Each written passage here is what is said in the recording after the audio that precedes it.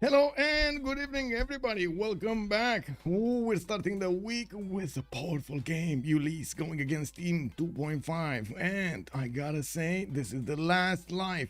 We do have a possible three games here. Best of three series going on here. And I do want to also take off the team labels from last night. I'm sorry. And also this. Oh my god, everything was so quick. Anyway, I do want to say hello to everybody. And of course, good evening. We do have tonight Ulyss going against Team 250. And as you can see on the screen, we do have the map choices. They did go extremely quickly through the pick and ban phase here at the beginning. Theodora taken out. We do have India, Gandhi taken out. On the right side, Spain and Australia are not going to be let in the game, and now they're starting through the pick and ban phase. So in just a few seconds, we're also going to find out the map. Give me a second, because this is, oh my god, this is going so quick. Also, good evening, ma'am. Linda, hello there, ma'am, and welcome. Also, hello there, sir. Nemesis, good evening. Eddie Coffin, hello there, sir. Good evening. Thank you so much. Merci beaucoup. Andiro Polo like. Thank you so much for being on both. Under is a legend. Good evening, sir, and welcome. Smorior, hello there, sir. Good evening. Blaze Games, hello there, sir. Want to hear my covers? I mean, sure, just throw them into Discord over there. I do try to listen to everything that's thrown over there, and also look at the movies and so on. Bit of an anomaly. Okay, you like Japanese anime? I mean, that's totally fine. Servus 56, good evening, sir, and welcome. The Beasley, hello there, sir. Asking for the French viewers, is fall a good time to visit France? That's a good question. Is it a good time to visit France in the fall? It seems like his wife wants to go this fall for a vacation in Paris. That sounds good. Yarjin, good evening, sir, and welcome. I do see we're ending up on two choices, and one will survive. The choice of the day is gonna be Inland Sea. We're actually gonna have Inland Sea. Oh my god, this start of the week, man, is gonna be amazing. Inland Sea started up with two powerful teams in the CWC. I don't know what's better. We do have Ulyss on the left side and also Team 250 on the right side. They will go through this pick and ban phase here, playing a bit of a game of chicken with the next Civs. Who is gonna pick up that first choice on this Inland Sea? We've seen actually multiple times how players, or I should say teams that did ignore the coast, did end up losing the game, and we're gonna need to see if they're gonna make the same mistake over here. I do see Fortuna Belly, hello there, sir, and welcome. Ponuki, bonsoir monsieur, bienvenue. I do also want to mention a big disclaimer over there about what I said earlier. Well, we might actually see somebody proving us wrong, right? Proving the rule wrong. You can ignore the coast. Let's actually see if they can actually do it. Also, what if it isn't copyright in Romania? It doesn't matter because it's Twitch, so or YouTube, so it really doesn't matter if it's copyright in Romania or not. Linda didn't tend to be no problem. I mean, I can take a criticism, of course. I do try to improve as much as I can the music, and it just takes, I guess, it is what it is. What comes in goes out, I guess. Hello, sir. Anyone seen the Wild Reina buff? I did see a few of the patch notes. Didn't get to actually do the movie in the last 2 hours, since the players did actually synchronize schedule this game tonight. I was like clicking buttons, the graphics, the website, that. It is what it is. This, you gotta do what you gotta do. Also, I do want to say hello to Lancer Evo. Good evening, sir, and welcome. I did notice there was a bit of a discussion because Fortuna Belli did manage to pick up that first promotion. Good enough with my hair closing. Hello there, sir. Alcohol Parrot. Also, good evening, sir, and welcome. Love the emotes, man. Love the emotes. Also, let's come back to this pick and ban phase. It looks like they did go for a few more choices. We do have Dido being taken out by Ulyss on the left side and Chandra Gupta. On the right side, looks like Portugal and Norway are gonna be the ones taken out. That's Kongia Norway, that's the big Norway. We still have very powerful civilizations. I mean, Indonesia can always sneak in through the draft over here. We might actually see some awesome sauce Shaka action from Lege. I believe he's in the game, right? He is in the game. Let me take a look over here. Yes, we do have him in the game. So it's gonna be Lege, dISTORIA with Hazaggi and Romrom showing up tonight for Team Ulyss, while on the other side, on Team 250, we do have Darius 227 Fkdn with Kiber and Legenden showing up for Team 250. So let's see. We do have Scythia being picked up by Ulyss as a ban. One more ban to go, and we're gonna see the first pick. Remember, Ulyss is the one here. Ulyss is the one gonna pick, and it's gonna be Japan. They're gonna take out Hojo. Hojo is not gonna be allowed in. Well, Kupe instant pick over here. Ulyss getting the whiff of Kupe from yesterday's game. They were like, oh, bro, we want to fill those mares. Let's actually see if Kupe is gonna get that awesome sauce land. Now, we do have Team 250 also needing to counter this with 2 civilizations. And this is the big question, right? This is the big question. Will they counter the seas? Boom, Indonesia showing up immediately on Team 250. We do have Genghis Khan also. I mean, you know, you gotta be brave to actually be a coastal nation next to Genghis Khan. I'm just gonna say that. You gotta be very, very brave. So let's see if Team Ulyss is gonna manage to get one of those for themselves, one of those nations with powerful damage. And we do have Cree being picked up by Team Ulyss. This is definitely going to be a good civilization pick for the simming option, and we're going to need to see what will they ban next. With the first 4 picks already shown up in the screen here, I'm pretty sure we're going to need to wait for them a little bit more to see the 4 next bans. We do have Vietnam on the right side. Team 250 is going to take it out. I do see Kiber. Good evening, sir, and welcome. Oh, we got a fusion, James. I see. Space VK. Good evening, sir. It's inland sea. It's inland sea. Let me actually put it up on the screen here. Answering the question in chat that inland sea. There we go. There we go. There we go. Is Nader usually a strong player? Clap, clap. I guess you should be able to judge that. Cree very strong on this map. Yes, it is. Yes, it is. And also, actually, any other nation that will have extra housing over there from stuff. Cree does have it. I'm pretty sure Rome is going to be a good choice. I'm pretty sure, well, Vietnam would have been a good choice, but it's not there anymore. Shaka, Shaka, Shaka, shake, shake. Where is Shaka? Access, hello, Darsen, and good evening. How are you doing? Let's see. Come on. Let's see the last bans. Rome not gonna be allowed in. Too flexible. I mean, have you seen this guy doing gymnastics? He's doing it everywhere, you know. Let's actually see. Shaka also not allowed in. Yeah. Yeah. This is gonna cause an issue with the tissue. Let's actually see. Well, let's actually see where the tears are gonna run from, because right now it looks like they're taking the big sticks out. It still is Simon Bolivar. We still have Hungary. We got Montezuma. We still have nations. Don't worry. Macedon is there. Can we imagine they didn't ban Macedon? Oh yeah, oh yeah. Is Daniel gonna pick Macedon? Is this gonna be like that one wild pick of the land? Tomeres, they banned him. They banned Tomeres. They banned him.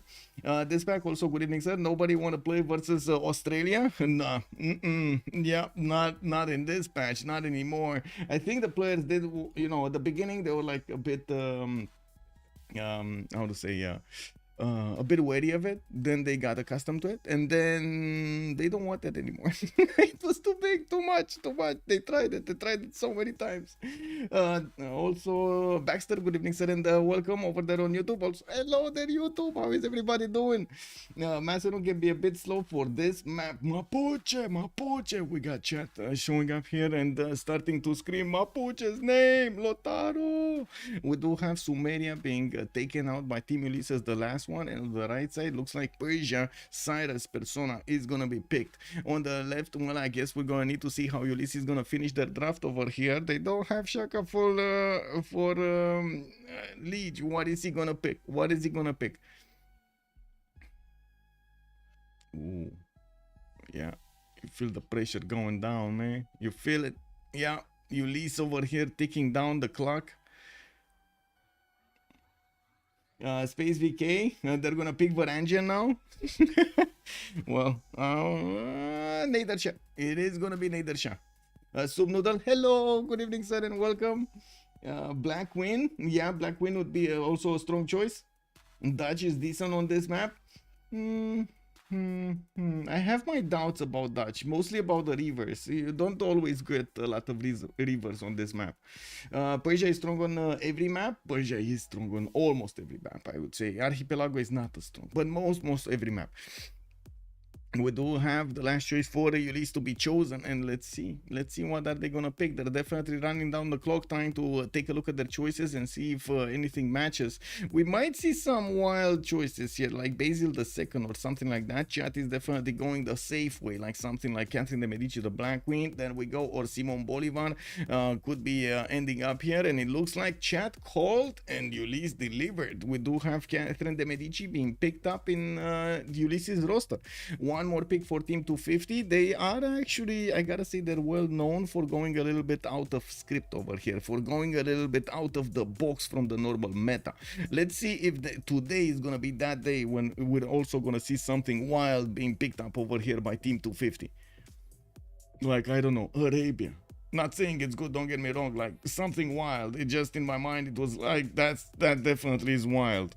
Okay, Gran Colombia definitely makes sense. Good pick on this map. We do have good goal generation on both teams, I'm pretty sure. Housing is gonna be there. They do have unique improvements quite a lot, and we're gonna need to see the targets. And of course, like we've seen yesterday, have you seen that it's very important to actually be able to take advantage of all of the bonuses you have on your Civ and its timings, not only the bonuses immediately, but also when is that civilization of yours strong. You gotta think about it, you gotta push that exactly when they are, not to mention thinking about when is your opponent gonna be weak. You've seen yesterday how Theodora was attacked at the beginning. Corny didn't have a chance there, got one of his settlers taken, and then he just got 4 settled immediately. Gran Colombia was like on his doorstep, and such a quick time.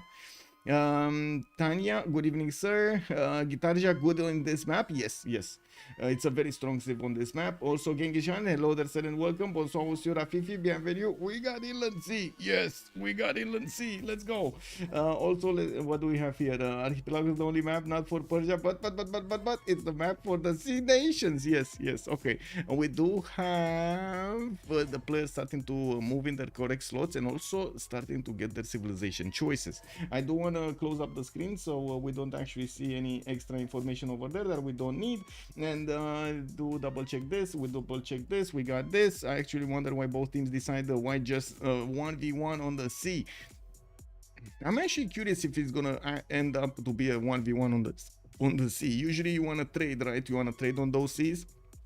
So I would imagine there is going to be at least a second civilization from each team that will try to actually get his toes in the water there. We do have Romrom wanting to go for Nader Shah in the first slot. Darius is going to pick up Cyrus in the second one. Looks like Daniel today is going to get the Genghis Khan crown. We do have Hazaggi also right next to him needing to pick something up. dISTORIA is going to go for Catherine de Medici. Lege is going to go for Poundmaker. We do have Legenden still needing to pick one up. And of course Kiber on guitar. I think we're missing Gran Colombia and Indonesia, right? We're missing Gran Colombia and Indonesia, so I guess Legend. Okay, there we go. Hazaggi is gonna be on Kupe. Oh, Indonesia is on Kiber. Never mind, I'm blind. Lege over here is gonna need to pick up Poundmaker. Then Legenden gonna choose something different. Do we have any 0MS to anybody? Let me double check to be careful. Okay. Trinda and Mel have both done votes. It would take hours to explain. There are many changes. There are many changes, yes. I can't do the difference between 5A1 and the 5.9 beta. I'm kind of confused.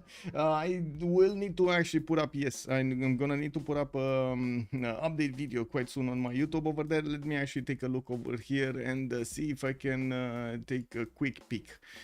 But from what I understand, there are a lot of changes. Or are there a lot of changes? I see. Whoa. Beta 950B, that was a quick change. Okay. Let me actually read the app so they don't wait for me. And 59A, okay. 590A, okay. So they increased technology cost. Okay, that's going to slow down the free inquiry golden ages. Increase to 31. Okay.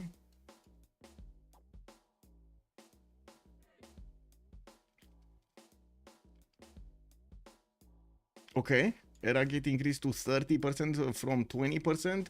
That means there will be more time or less time, because right now I think it's a bit confusing how it's wrote over here. The opponent when you're a civic tech behind a currentera, blah blah blah. Okay.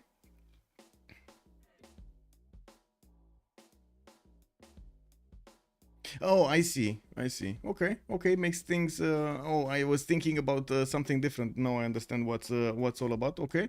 So they will have the era gate as a mechanic. Well, they are explaining what the era gate is. They're gonna increase the cost of technologies that you try to discover that are way ahead of your time. Okay, that makes sense. Oxford University moved to urbanization. Okay, sure. Jade plus can all respond. Okay, Jade got buffed.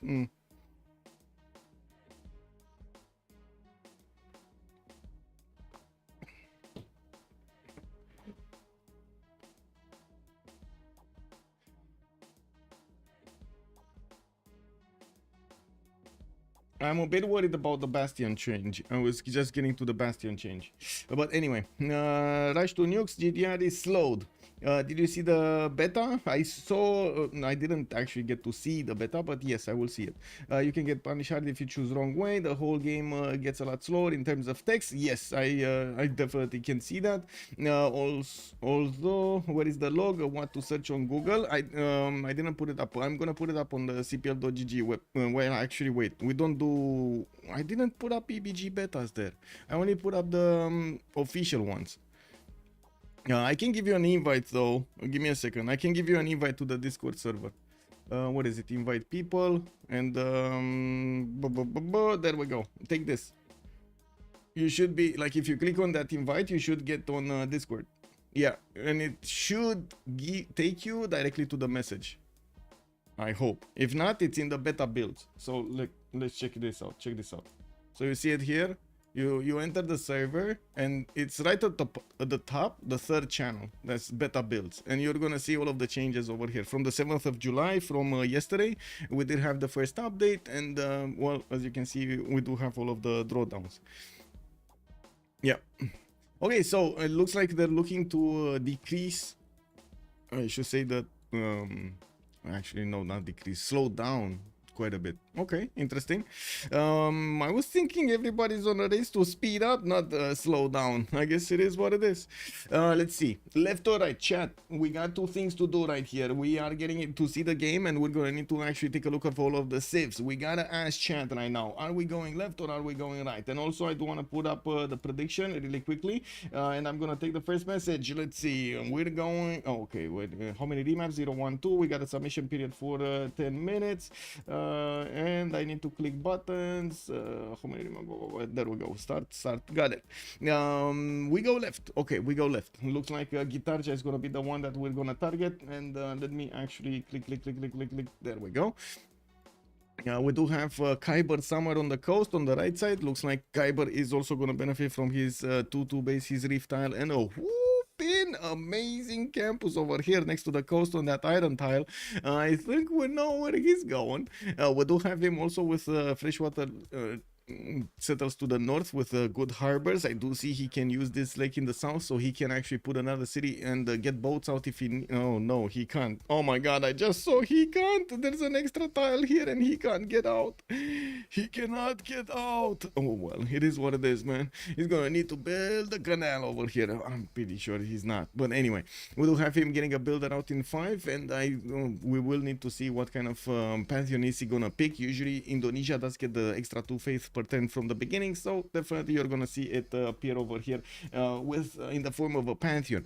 Now we do have Legenden also right next to him on the right side. Looks like Legenden is gonna have his cocoa tiles from around his city, 1, 2, 3, 4 over here, and I do notice he's gonna get the extra food from the bananas on the left side. Pretty good extra tempo there from the food. Horses in the second ring, but where fresh water? Like, okay, settle on the cocoa to the south, settle on the cattle to the southeast. That's 1, 2, maybe another 3, third city over here, and then a 4th city over here, and then fresh water non-fresh water everywhere. I guess it is what it is. Now we do have to take a look also a little bit on Genghis. Oh, I see who's gonna be on the coast. We do have Karakorum with his 2-2 base. This time around, he's not going to get the extra production on the bananas. And by the looks of it, well, that's going to need to be improved. Not easy to work at the beginning. Those bananas just don't taste as well. We do have, as you can see, the warriors starting to explore towards the west side. Same problem with the fresh water. We do have him with a choice. He's going to need to make a choice. Go on the coast or go somewhere else. By the looks of it, on the coast, Catherine de Medici, dISTORIA is going to be there. And it seems like we're gonna have a 2 versus 1, maybe a 2 versus 2. I mean, this I don't think he can actually give up on the coast. Daniel over here, I'm not that convinced he can give up on the coast, and they're not gonna get the coastal trade route. So I'm thinking maybe they will actually want to remap this. They're not close to each other to set up anything on the coast there. And leaving Indonesia to the elements, that might be dangerous. That will be dangerous. We do need to take a look also on Cyrus to the left side here. It looks like he's gonna meet his other brother from another mother here from the north. Romrom is gonna be with Mashad. We do have Darius versus Romrom 1v1ing with both Persias. I guess we're gonna see who's gonna be the better Persia. This is gonna be the biggest test of them all. Reina opener now. Yeah. Oh my god. I saw also the buffs on Magnus, man. What's going on, Magnus, man? Reina with Tokugawa looks nasty. Yes, very bad start from for Colombia. Not amazing. Yes.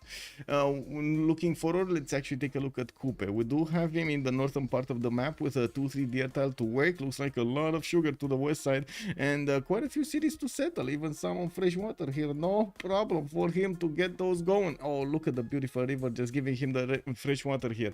Well, he's gonna have that natural opponent here, right to the right side. He's gonna have Indonesia that he's gonna need to fight off the coast, and I'm pretty sure Hazaggi is out for blood if he picks up Kupe. We do have him also with quite a few forest and rainforest around him. That's definitely gonna help him grow over here with those mares later on with extra faith and extra culture. We do need to take a look next. Okay, so we saw Hazaggi, we saw his spawn. Let's take a look at dISTORIA. Is it okay? To the south, he's gonna have one freshwater city, very bad freshwater city to the right side. Very expensive, I would say. Okay, you settle Nader, you get 2 twos. That's gonna take a long time and a lot of gold. We do have him with maybe a cities on the inner when he's gonna get his cities on this river towards the southwest. While I'm pretty sure settling on the coast is gonna cause a few housing issues here. He's gonna need to, like, again, his capital is on the coast. He can't ignore it, nor is his opponent to the west side that close to him to be that worried. But to be honest, of course, with K6 and horses, we might actually see Karakorum just going directly to Anshan and then take Para. Is that gonna happen, chat? Is that what's gonna happen? We got Genghis over here that's gonna flex his military muscles against France. That's not really a good matchup, is it? No, that's, if there's one nation out of all of this draft that Daniel doesn't want to fight, it's probably France, right? It's probably France. Now, what's with the yoink? Rambling man, good evening, sir, and welcome. This pick also, I'd like to see the nation on the sea, the 4v4 sea war. Yeah, all of them on the seas. We do have Pawnmaker to take a look at. Looks like he's gonna get his three pastures. I don't see more, so 3 bonuses coming out from that. He does have one Okchita also being trained, or I do notice Mount Rorema towards the northwest, and I do also notice he will have the opportunity to settle coastal if he wants to, or just stick out of the stay away from the coast. We do have him to the northeast also with Mohenio Daro, doesn't really matter that much, and since he will be so close to Hazaggi, I'm pretty sure he's gonna put a city here. He needs to put a city here and just trade on the coast, right? Shan, hello there, sir, and welcome. We don't have barbarians in the 4v4s. No, no barbarians in the CWC. Black Queen often taken to neutralize. Yes, we do need to take a look also on Romrom, on Nader Shah. He's going to be to the north of Cyrus, and by the looks of it, he's sending his units to the south. They will meet each other here. I do notice Mashad is going to get his settler out in 5 turns, and the same problem with the fresh water. But I'm pretty sure we're going to have the Perideza saving the day, right? Oh, sorry. Perideza, I'm so sorry, I didn't want to pause. Perideza is +1 culture, and this is where is the important part? Where is the important bit? +1 housing. +1 housing. This is the important bit on this map. +1 housing. Can Amani replace Magnus now? 3 faith, 3 production, 3 gold with 2 promotions. Ooh, that sounds good. I predict a remap. It kind of depends where you want to send those, right? Because Magnus is, yeah, Magnus has different specializations there, without losing population. We're gonna see. I actually can't wait to see how the players are gonna experiment. I do wanna say I don't think we're gonna see like, whoa, immediately, somebody actually nailing the perfect strategy. I'm pretty sure we're gonna see quite a few tryouts, and we're gonna see quite a few experiments. So be patient. We will see how everything evolves, and I'm pretty sure we're gonna start seeing them in the competitive scene quite soon. Magnus is back to being like vanilla. Not really, not really. Wait, is it? Because I don't think I saw that. Well, maybe I saw something different than you did, but I don't think I saw that. I mean, 2.5 is gonna remap, I think. You might be right. You might be right. But yeah, Daniel, I don't think he's gonna like this. I do notice the scout of Daniel might actually see the warrior of France, and well, at the moment they don't actually know who is who and where. Oh, wait a second, he will see the loyalty pressure on Anshan, right? He will get to see the loyalty pressure on Anshan if well, he opens up the lens. Anyway, now we do have the settler coming up in 2 turns from dISTORIA, a settler also in 4 turns from Karakorum. Looks like he's a bit late on this. Did he go 2 scouts or why? Oh, yeah, he did go 2 scouts on well, so did France, and still he got it faster. I guess the quality, the extra quality of land, the extra 2 tools over there make all the difference in the world. Well, looking at the right side of the map, we do have already God of the Sea being picked up by Indonesia, and I do see a settler coming out next turn.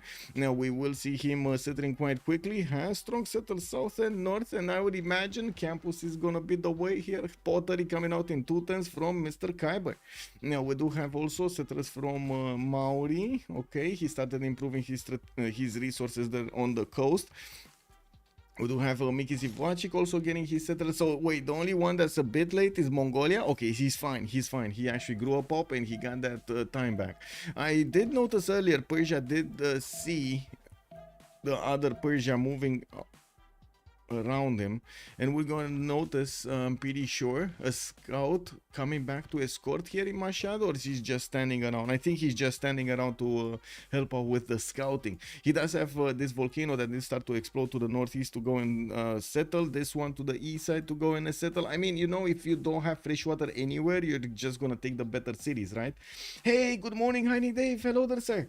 Also, to a second, Venerina, odds are nobody goes Liang unless they're desperate for ES and need goody. You recruited all the governors. Oh, Era Square, you mean the Aqueduct game? It's the Aqueduct game. Yes, it is the Aqueduct game. So, moment of truth, are they gonna keep this map or not?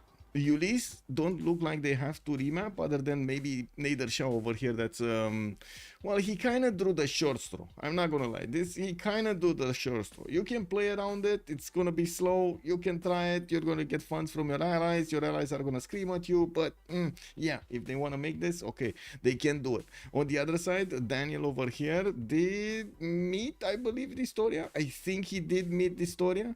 We do have a scout here that just passed around the warrior of France, but there is a universe in which these units did not meet, by the way. I'm pretty sure there's a universe in which these units did not meet. Kick. Depending on where, how they were. Okay, it's fine. It's fine. Actually, Mongolia, it looks like he went around this. Okay, makes sense. They met. Can you send the link to BBG beta changelog? Give me a second. Yes, there we go. You have the Discord link over there. Lack of freshwater expansion is not a technical. Well, it looks like both of them are actually gonna go for this remap. So next map is gonna be the map. Next map, we will know who will fight against whom, where are they located, and possible conflict zones. Shoot, yes. Kiber Sus, Flying Toilet, good evening, sir, and welcome. Hey, Flying Toilet, I heard you are farming lobbies in, how to say, how do you call them? The multiplayer lobbies? I heard you're farming the multiplayer lobbies. More rivers. Yes.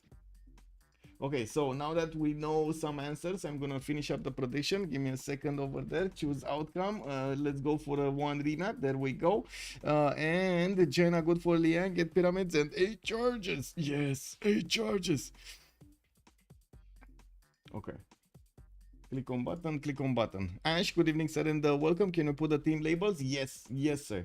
Yes, sir. Give me a second. On the left side, we do have team 250. Let's put this up, and on the right side we're gonna have Ulyss. We do have the map generated also, and there we go. There we go. Okay, we got the map name, we got this, no light. Should I turn on the light? I don't know. If you guys wanted, sure. Let's see.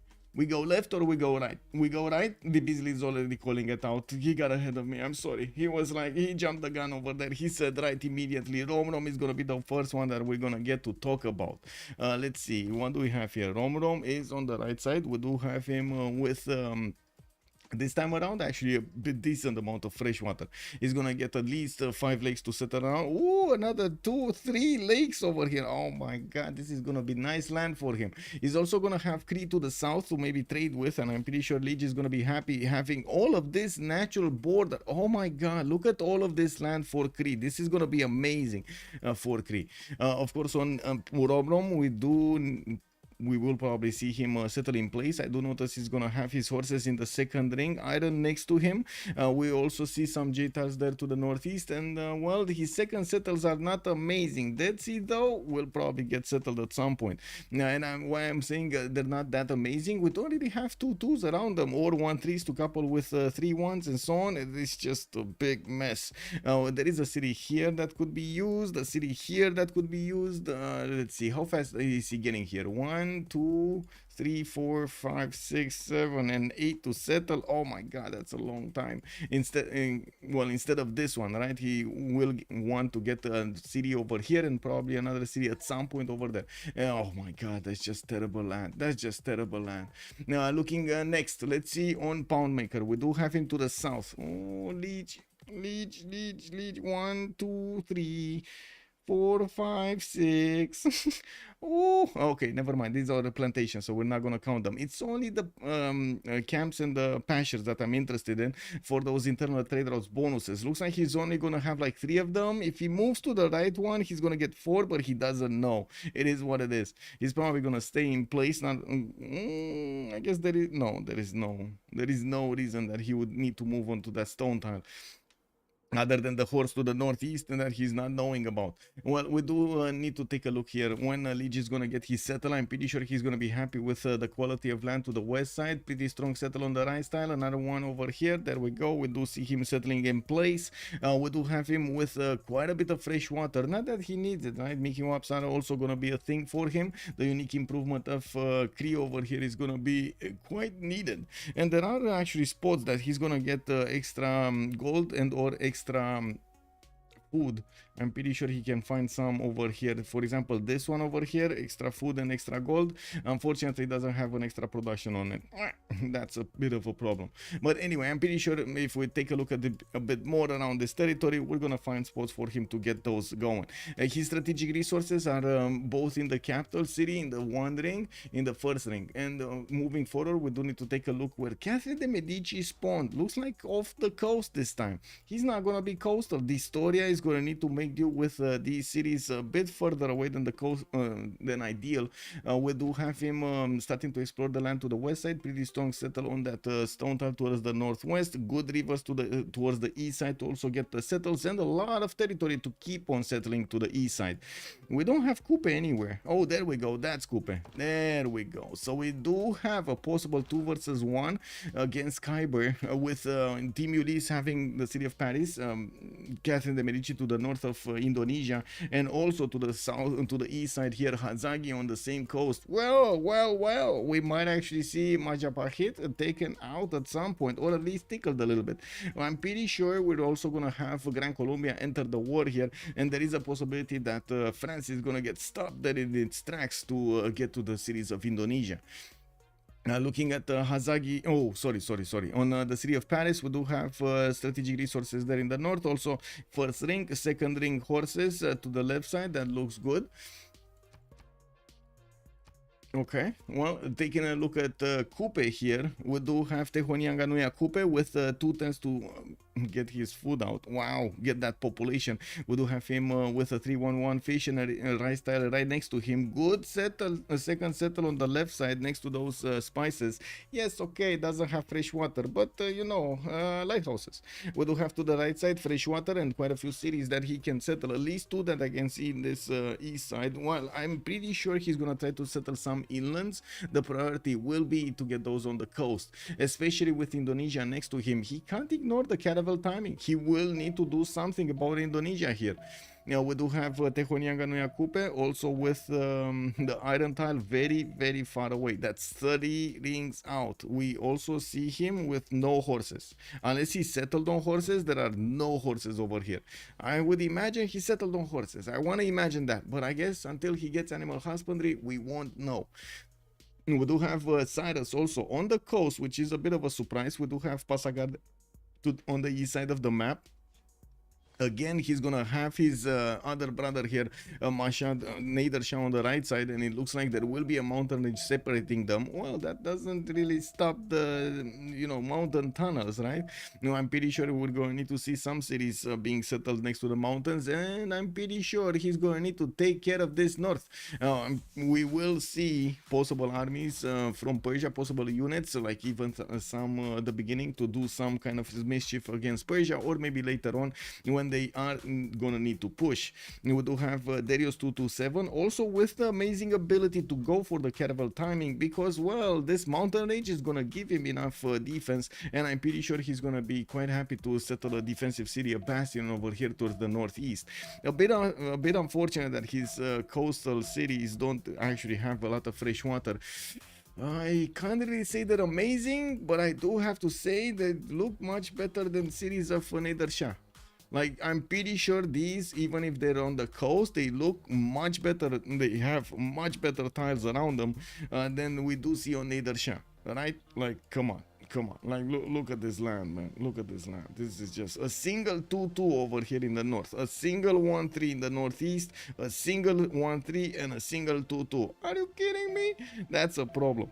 Anyway, we do need to take a look next on his strategics over here on Persia. We do have Pasagade benefiting from both iron and horses in the second rings, and of course he's gonna get them relatively early improved. We do have him also with quite a few pastures in the south and getting scouts out so he can start exploring. Well, moving forward, Genghis Khan, let's see. Oh no, not this, sorry, this is wrong Genghis. Karakorum, we do have Daniel, okay, with a great barrier reef to the northwest. Well, it looks like he might actually enter the fight if his allies are gonna call for it. We do have him next to Cree. Oh, this is gonna be terrible for Cree. I think we know what Daniel is gonna do this game. Right? I think we know what Daniel is gonna do. His sole mission in life is gonna be not let Cree do what he wants, basically. He's gonna be over there mirroring Cree as much as possible, trying to get those units in and trying to take the cities of Cree. I don't think Lege is gonna be happy about this. I'm just saying, man, the Genghis Khan next to him, not the best ideal scenario. Now, Kupe may have moved for some reason. Yes, I guess he might have moved. I don't know. He's in a good position to grief Kupe as well. Yes, and I do want to point out Kupe did not go for the, how to say, the river settle. Skazel, good evening, sir, and welcome. The benefit of having one really narrow ocean starting in the middle of it doesn't lead to the typical turn 3 Kupe settle that you usually see. Woo! Pangea. Okay, let's take us elephant said. Oh, elephant guy. Hello there, sir. Good evening. Both teams use token. Yeah, both teams use token. I did finish up the prediction over there. We're just gonna need to take a look at Simon Bolivar and Guitarja. So we finished this a roundabout of the civilizations, and then we're gonna put up the predictions. And we do have a settler in Bogota in 3 turns coming out. Looks like he's gonna get some fresh water in the south west side. Looks like Mount Kilimanjaro settle. Ooh, baby, 4-2 settle over here.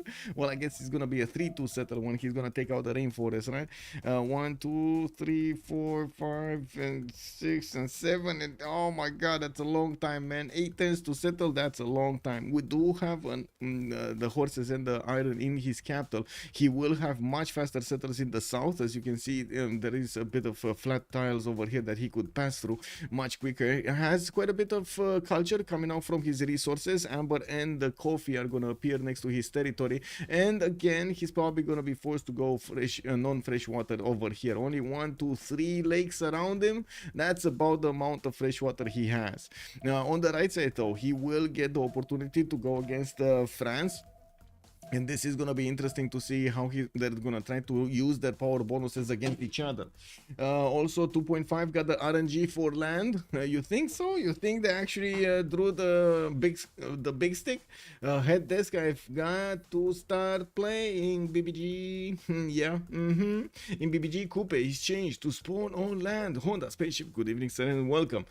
This game looks over. You think it's over? Jover? I don't know about that. Let's see what they do, because I mean, to be honest, have you seen how close these games are starting to be? Oh man. Okay, let's see what's gonna happen over here. See, on Gitarja, right? Gitarja is the last one we need to take a look at. Kiber getting his reef fish improves, 2 of them. He's also gonna have one of these +5 campuses in the north on that 2-1 iron tile. I do see he's gonna have a lot of cocoa. Oh my god, the cocoa is with this one.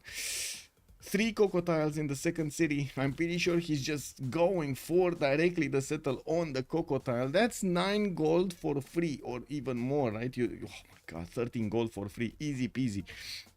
We do have him, of course, with God of the Sea, getting those extra production points on the coastal resources. There is a wild scout of Catherine de Medici coming from the north, and this might pose a bit of danger for this Indonesian settler. Looking at what's going on here in his strategics, we do have him with a lot of horses in the south. A bit of a problem with the fresh water, I should say the positioning of these cities, but I'm pretty sure he's going to want to keep coastal. With this city stopped, I guess he's going to go where the scout is, or around there, and another city next to the rice tiles over here towards the southeast is probably going to be his choice. We already have Maori with his second city on the same coast. This is going to cause an issue, a bit of issue, right? A bit of friction that is going to come out there between Gitarja and Hazaggi. Kiber, I'm pretty sure he's not just gonna, you know, avoid fighting on caravel timing. I'm pretty sure he's gonna do his very best to get that thing going. We do see them also starting to declare war. Oh, we got a wild Mongolian warrior. Cree has seen a Persian warrior in the north. Looks like this settler, wait, it shouldn't have seen the warrior, right? This settler shouldn't have seen the warrior. They're in the forest. There is a banana blocking the settler. Okay, I'm pretty sure he's gonna get the city. Yeah, there we go. He last move and then first move, then Lege. This is how you do it. You see? Standard in BBM, you are guaranteed 3 fish plus the naval lux. Yes, so usually open builder for huge tempo for 4 threes. They buy him a scout, and that's with Indonesia. Yes. What language is it in original? Sergey like his love. Good evening, sir. Amenities, gold, huge growth. What are you asking? What are you asking about the language? I didn't see to what you were responding, but anyway, I guess Fufi also good evening, sir, and welcome. One more coffee. Hello, sir, good evening. 431 tiles already. Well, we do have forces improved for Lege. I do see he's starting to get specifically his pastures and camps improved, while in the north, oh my god, look at this beautiful forest fire. I mean, to be honest, this is kind of balancing it out, right? We called, I guess we did have the viewers already. Oh my god, please somebody help Ulyss, get away from Daniel. Genghis Khan is gonna go in there and he's just gonna take out Ulyss's heart over here, Lege. Well, that might not be true. Well, look at this. We got the help coming in. Looks like the gods of Civ said, okay, we understand the problem. We will give you more fertility. Yes, better land to use. And the Mickey Civ6, oh, did he see it? I hope he saw it, right? Did he see it? Yeah. Yeah, he saw it. And of course, if he presses the lens, I'm pretty sure he's gonna see that's a lake over there. You can see the little bit of a shore here of the lake. Important to deny Kupe too. Yeah, divine intervention right here, Kepor, indeed. Also, BBG is mostly developed by the French. I do have to point out that anybody, like a lot of people, are welcome to take part of the BBG development. The council members are always trying to be refreshed, because some members just don't want to keep how to say, talking about stuff, keep changing stuff, or debating. They don't want to go through that process. So some of them go in, some of them don't stop doing stuff at some point. So always this council is taking a lot of members. From what I've seen, also Chuck, and this is like from what I've seen, right, my personal impression of this, he has been asking a lot of communities, a lot of teams, a lot of how to say, trying to get everybody over there to, if they want to get involved into BBG, so they have the chance to get involved into BBG. I guess that is kind of an open call to everybody. If you want to actually take a part of BBG development, just join their Discord, take part of the conversation. Basically, it's as easy as that is, basically.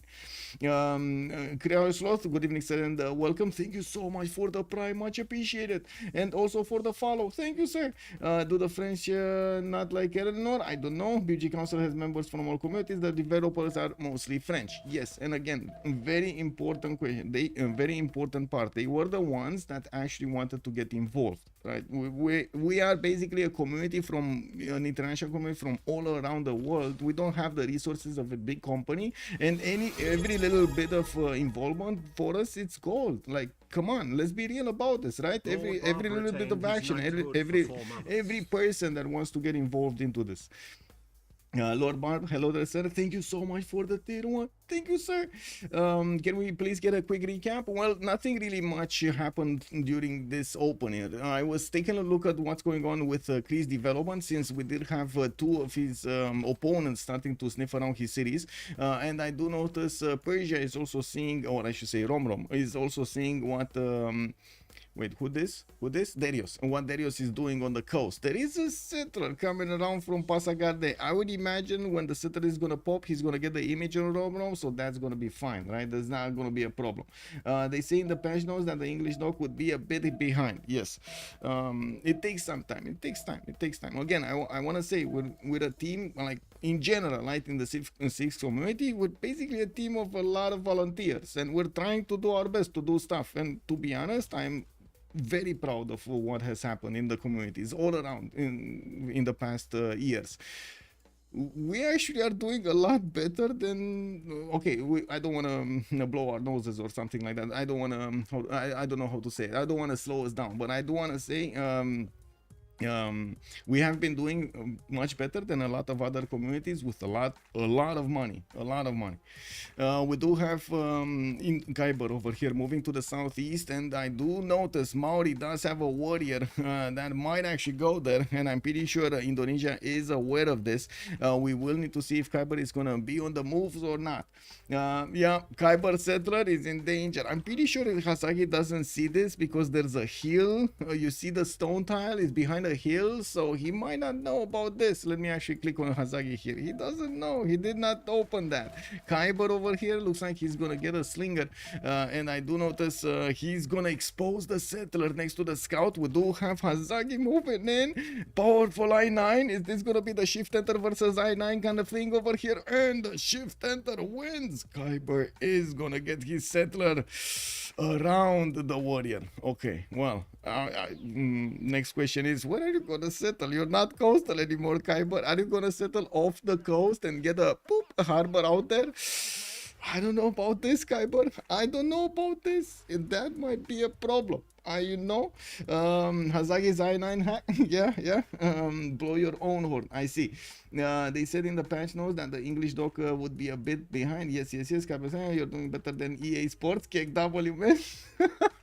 I need the info. Yeah, indeed. You can link and go to the rice, but it's risky. Yes, I would imagine Hazaggi over here is not happy, and Hazaggi is probably gonna want to tap this scout. Let's hit the round. Let's actually see. Is he gonna do it last second? He's gonna need to tap it, right? There's no other way. He needs to tap it. Move, tap, or tap. He needed. There was no way. He needed to tap it. And Hazaggi, let's see. Is he sending? No, he's not moving. He's not moving yet.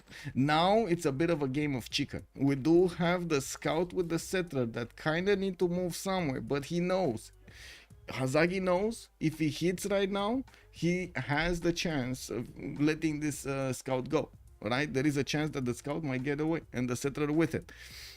Because this warrior is not going to get to move anymore. There is a slinger from the north, which I'm pretty sure is going to start attacking the warrior, drawing his health down. The biggest issue here is Kiber still wants to settle where the warrior is. Yeah, I think he's just going to stay in place. I think Kiber over here is just going to stay in place, to be honest, and wait for the slinger to do something. Or is he? Well, no, he's moving. Oh! He did it. Non-freshwater settle. He said, you know what, I don't want to be slowed down that much. I got a granary to build, I got work to do, boys. So you know what, Hazaggi, if you don't mind, I'm just gonna put a city here, build my own home here, and you can go back. He's slowing him down. Yeah, I mean, sadly they didn't move the laboratories to nuclear fusion. Ooh, on the bottom three for the nukes, huh? I see.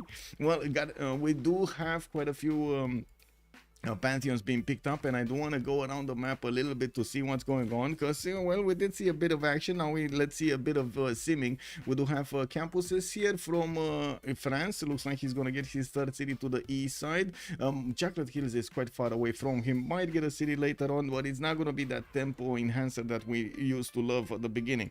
We do have also religious settlements being picked up by Darius 227. He's gonna put a city towards Cree, from what I do notice, and gonna get a fourth city out. He knows that his opponent Romrom is quite far away towards the northeast, and of course he did discover this choke point over here that he's gonna need. Well, I would say opening. This is not very well. I would say this is very big, a lot bigger than a choke point should be, right? The choke point is actually to the south, and I would imagine the marble tile is going to get settled over there for that extra culture and amenity. We do have Cree slingers actually getting bullied. We do have Mongolia. Daniel, I think he's giving a taste to Ulyss, to Lege, of what's going to happen over here. We got Daniel not waiting around for, you know, big units. Well, who needs horses if you can take them out with just warriors? And he did just that. There was a sling on the horse. There's no more on the horse, and of course, like a big man, he actually forward settled his opponent so he gets his units as quickly as possible. You know what would be the biggest disrespect ever? If he gets another city here. Can you imagine, like, putting another city in the face of his opponent and getting to connect it with the trade route? We do have city Patreon also picked up by Mongolia. He's gonna get his triple encampment set up here, and I do notice Lege did put a Nokchita on one of his encampments. He said no to it, but I guess the slinger is gonna have something to also say about this. We got a few scouts moving around, of course. Some monuments finished, and well, we're gonna need to move forward. Let's see, Goddess of Tides, extra culture on these improved resources. We do have two boats, one actually going to the east side, a bit surprising. I would have thought he would want to send units as quickly as possible to Indonesia. Indonesia does get 4 settlers, which is gonna be amazing for him, right? And that harbor is also gonna be put out from Ternate, and even from, wait, no, Palembang is a bit too far. This is a bit too far. He can't get it in the third ring. I guess it is what it is, boys. That's still gonna be very good campuses. That's a +3. Wait, what? He doesn't get the reef? What? Lol. What? And another +3? Okay. Didn't Indonesia get its extra adjacency from minor adjacency bonus? So that's +1. Okay, it doesn't get the reef. This is not a reef. It is a reef. Anyway, Australian nerf is a bit violent. They could have delayed it to equation. Zero. You say 0.5? No. Okay. So the major one is 1. Okay. Got it. Got it. Dent J. What is Dent J? Dent J. 8 tiles would be lower priority than easy settles. Then again, okay. Standard is 1. Okay. So I did say it. So standard. I see. Minor. Yes, I see. Got it. So in minor. In my mind it was 1. Anyway, looks like my mind got messed up. We do have Legenden also picking up goddess of festivals on Cuenca, and by the looks of it, we do have horses, and well, still not improved. His builders are coming around. He's connecting his traders to his capital city, and I would imagine Magnus is gonna be the way. Settling Cuenca to the east side is also gonna give him the opportunity to stop over here France on from pushing too far forward into Gitarja, as well as Gitarja, as you can see, is gonna get his settler towards the north, so he can get the freshwater settles, and again more advantages from the reef tile. Please check Colombia. I'm checking Colombia. What's happening in Colombia? Good settles for him. Sorry, I'm okay, no problem. I think we got quite a few conversations going around, actually different conversations going on Twitch and YouTube at the same time. JC, good evening, sir. Is it possible for 2 teammates to double team an enemy this early and kill him? Okay, yes, basically there is a possibility. First 50 turns, yes, and we've seen that yesterday almost getting in there. Although it is quite punishing. If your opponent actually manages to defend itself, you're not going to be able to catch up. And this is one scenario that the players are actually staying quite a bit away from. They don't want to, quote-unquote, fully rel themselves. Although some sacrifices are needed. And of course, we've seen Alexis Creme, for example, with Shaka, slowing down Tokugawa a few days ago as much as possible. We've seen yesterday also HOH just going all in. Gran Colombia sacrifice against Theodora to keep him low. And also his Mapuche neighbor that, oh my god, sent so many units everywhere. Like that's how we are expecting here also things to happen, especially against Cree. I would imagine Daniel is gonna want his horses to go against his opponent Cree. Cree is not that strong, but not that weak either. He's gonna have a lot of production, the strong cities, and I'm pretty sure he's gonna need to put down an encampment soon, because if he ignores this, it's gonna be a problem. And we do have Lege going for bronze working in 5 turns. We do have a state workforce coming up in 4, and dISTORIA looks like bronze working in 6, while he's gonna get his early empire in 1. Looks like we do have dISTORIA needing to go for his campus / encampment opener against Gran Colombia to the southwest. Indonesia gonna put one of his warriors far in the north, so he can actually smell those units coming towards him. I do notice he's also pushing back the Maori warrior back where he came from on the east side. While there is a Maori galley coming on the way, it's fine. We do have Indonesia here with the ability to close this show quite nicely. He does have a reef coast there. That's also a tile that he can acquire and get some extra heals on the galley tile.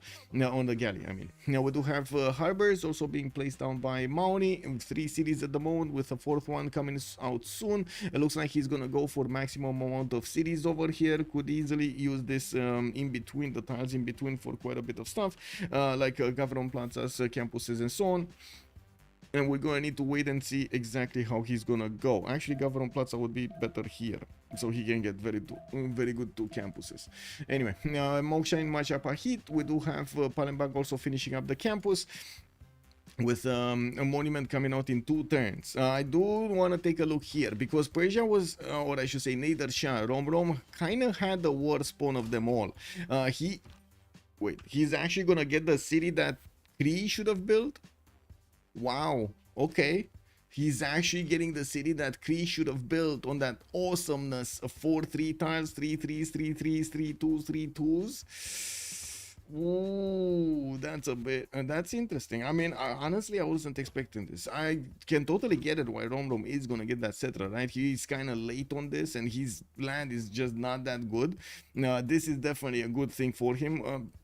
Although at the same time, I would say in this situation, it kind of feels like Cree needed a little bit more help, doesn't it? Doesn't it feel to you like that? Come on, chat. Come on. What's the feeling? They could have at least moved 1 production, Fusion 1 February 2. Fusion, good evening, sir, and welcome. Ternate secretly moved inland. Yes, they are giving the Sim series to Persia, Lege going Pingala internals, and W that I'm calling game. Honda Spaceship already is seeing that Lege is actually gonna try to go for a little bit of science from his Pingala to try to keep up with his opponent in terms of technology, and I'm pretty sure this is gonna be a problem. This is a heavy decision in the game, just like Honda Spaceship is saying. This will move Cree into a total different direction from his usual path. We do need to also wait to see if Romrom is gonna manage to do the same here, because looking at this territory, I have a few doubts that he's gonna be able to get these cities shining just as others are. Well, I guess who are the others that are gonna outshine him? Gran Colombia? No. I mean, come on, man. Come on, man. That's not gonna happen. Indonesia is gonna be locked in a war with Maori. We do have Catherine de Medici, maybe. I mean, Catherine over here will have a lot of good territory. His continent split, let's see. Okay, same continent, so he can defend the west side, no problem. Oh my god, the Guard Imperials are giving him the bonus for all of the Grand Colombian cities. All of them. Even if he wants to keep on settling, all of them are gonna be on his continent. That's one of the weirdest continents I've seen. Now we do have God of the Forgers chosen by France. Looks like he's aware that he's gonna need to train quite a few units here. Craving for a pizza right now. Oh my god, that was the first thing I did today. Nemesis, first thing I did today. Well, first thing I was, take a shower and wash basically. But anyway, second thing was actually try to go and get a pizza from a store nearby. I was like, oh, so good, so good. Just sitting over there, 36 degrees outside, eating that pizza, spicy pizza. Oh, beautiful. Beautiful. Pizza for breakfast, yeah, why not? France, well, I mean, it's not really breakfast when I'm waking up, like I have my schedule a little bit desynced from the usual schedule in Romania. Pizza sounds amazing, especially with a cold drink. Exactly. I was thinking the same, lemonade over there. Amazing. Anyway.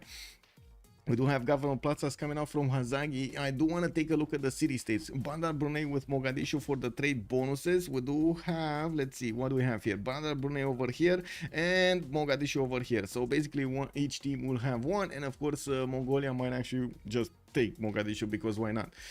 We do have Rapa Nui with Antananarivo for the culture bonuses. I do see Vatican City, the only one for religious bonuses. Granada and Preslav are gonna give them some military bonuses. Geneva, Hattusa and Fez are gonna get the science bonuses for them. Where is Geneva? Geneva is here. Okay, we do have Hattusa that is over here, and that's gonna be easily taken out, and Fez is over here. Not that easy to take out, but I guess two nations can get to it if they actually flex a little bit. Looking at also Darius, we do have him on 4 cities, and I do see him starting to get his builders out. He's almost touching borders with Cree. Do you see how close it is? Just a mountain separating these tiles. He did manage to get the banana. Well, that was no danger of being picked up. Now I do see Magnus also establishing in his capital city for the extra food and production, while we do have him getting his harbors out for those admiral points. Looks like they will try to 2 versus 1 Kupe here, while they will try to keep Mongolia on Cree's back. That will leave just Romrom and dISTORIA that might get unchecked. The question is how aggressive Gran Colombia will be against France. This is my main question. How aggressive? I do want to point out France did start up with campuses. He's not going to have that much gold for quite some time. He's on 3 gold right now, and he's definitely going to need the next population level and also the technology, right? He needs currency to actually put those down. Going for his government plaza and getting the getting to 1 internet, also starting to improve a few amenities. The fact is he does have access to another continent to the right. It's quite easy to get more amenities. Paul for a win? Yes sir, soon. One is Ternate building. Ternate did build a granary, and I do see it right now going for a builder. Wow, he can't even grow past 3 pop, man. This is so sad. This is such a sad city. But where's the granary? Wait, he stopped to get the... What? He doesn't have... Wasn't he building a granary? Wasn't he putting a granary? It's fine. He has 3 food chops. He can come back. Papas, good evening, sir, and welcome. Also, Victor, can you try to wait? Victor is asking us a question here. Can you try to explain why he put encampment on cattle instead of an empty tile where we see Nader as a spectator? Encampment whom? I think P96 has joined the round table. I don't really think it was that big of a... Wait, here? Oh, here. Okay. I think it was random, actually. I think it might have been just the tile that the city grew. If I'm not mistaken, I think it was just the tile that the city grew. Or did he buy it? Maybe he just... I don't know. I guess... he's thinking maybe later to put some aqueduct/industrial zones next to it, but come on, let's be real about this. He's gonna go full war against his opponent. Who's getting to industrial zones when you're only pumping Kesheks, right? Zimos, good evening, sir, and welcome. Blocked by Warrior, yes, thank you so much, by the way, for the follow. Thinky96, hello there, sir. Why isn't Ternate coastal? That's a good question. There was a wild warrior from Kupe that managed to get in between the coast and the settler of Indonesia, and well, Kiber didn't have patience. He put it down here. I do have to agree, by the way, is the fact that he needed to wait quite a bit. I do want to explain it. The fact that he needed to wait quite a bit to actually put his second settle, that this was his second settle, was giving him quite a tempo slowdown in general. So he needed to put it down. He needed to get that city producing something, anything, and of course start working on stuff. I'm pretty sure he's going to be happy just putting harbors outside of the city on the coast. That's not going to be an issue. He just needs to buy out that second ring tile, and that's fine. Also, give me a second to reposition. If you think Michael should have casted under Civ game instead. Wait, whoa, there was an under Civ game? I mean, call me, bro. Ban Inland Sea. Yeah, let's go. Next time, not this time. I do have to say it's gonna be banned next round anyway, right? They played it once, so they're not gonna get to play it again. I do want to take a look here. Maori getting his lighthouses. Of course, internal trade route's gonna be the way. Moksha and Bingala establishing there. Looks like he's going Warlord's Throne. Classic setup to try to get to caravels as quickly as possible. We do have Hazaggi on 39 points of production. And check this out, he's actually lower than Gitarja's 44. It does seem like Gitarja's campuses are giving him quite an edge, and of course with another one coming in from the Jambi city, which is a +5, finally a +5. We do have him also needing to improve some more of his styles, going for the sheep tiles. We might actually see him going for that, for those horse tiles. I'm certain that they will need to get a lot of horses for Mongolia. Mongolia does have 1 horse, 2 horses for himself. I do see Ordus getting built quite quickly, putting down his Gavron Plaza, and will improve his iron soon. We do see a single slinger from him, and I do have to point out, we don't have an encampment from Cree yet. We don't have it. He's going currency. What is he waiting for? Is he gonna put it from Aftakakub? Is he not gonna get an encampment down? Oh my god, okay. Yes, this is the previous version. We're not... guys, I don't want to say something. It's not fair to anybody to change the meta in between inside of any competition, right? So in the CWC, when we play on a single version from the beginning to the end as much as possible. Especially if it comes with a lot of baggage for different metas. As much as I would like to see the players adapt extremely quickly to this, I don't think it's fair to them to not give them the time that they will need to actually, first of all, try to fix any issues that BBG will have. Every beta version might have some issues, even if I don't think you can correctly predict all of the changes that you did that will get through, like all of them that will be nice. We always see a back and forth going around, and second of all, you can't really expect them to not have that time to take a look at how the civs are gonna be, how the balances is gonna work, where is the new balances on. Yes, I know you can predict quite a lot. I'm pretty sure a lot of very experienced players, when they look at those changes, they already know, okay, so I can go that one, I can go that one, I can go that one. The problem is with such an aggressive change, what I should say, a lot of changes, deep change, not aggressive, let's not use that word. A lot of deep changes are going to be done to the game. I'm pretty sure they will need a bit of adapting time, and of course we're going to have the finals in just a few weeks. We got in the semi-finals We do see how to say Ulyss going against team 250. They will need to go, the winner of this will need to go against how to say the loser of the next best of 3 series between HOH and COC. They do have one more game to go, and we're gonna need to see who's gonna actually go forward into the finals, and who's gonna have another chance against the winner of this series. I do want to also put up the who will win prediction over here. On one side we do have Ulyss, on the right side we do have team 250, and the submission period, let's put it for 15 minutes, because I'm a bit worried with all of the, you know, caravel timings, ponies coming around from everywhere. I'm pretty sure Daniel is just gonna go against Cree here. Is Darius building a Temenanki? Why not? Exactly, also. I mean, there we go. There's a man who knows. Exactly. Why not a Temenanki? No, I don't think he... Wait, is he actually building a Temenanki? KW, man. No, he's not building a Temenanki, bro. Imagine building Grey Bath, though. No, I would love it. Hazaggi bronze working monument. Let's go. Maybe no rivers for Black Queen on the first map. Yeah, well, on this map they do have a lot of rivers, or at least France does. I do notice France will also get some archers to fend off attacks or push back these pesky units. We do have Darius with a scout getting into the campus of Ruin and pillaging. Yeah, I mean, he's gonna take the books home. Don't worry, the books will be safe. The buildings, I'm not sure about them. 99% team 250. Wait, what is this? What?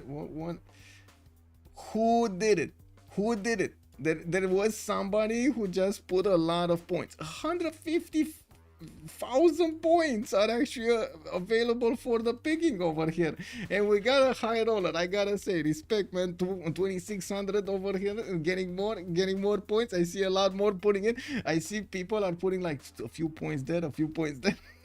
Maybe they can score big over it. Let's see it. It can happen. It can definitely happen. You know, a small investment, bam, it explodes. Lege is on Ulyss and no Sandro this game. So over. Modest BW, good evening, sir. Man, that's a lot of trust in Sandro. That is a lot of, I gotta say, that is a lot of trust and respect to Sandro games.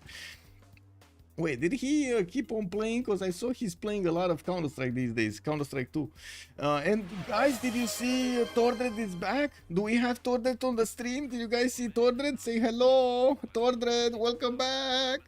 Moonstrat, thank you so much for the 100 biddies. We do have... oh my god. Armada Sirak was also dropping 5. Good evening, sir. Thank you so much. Thank you so much for the 5 gifted.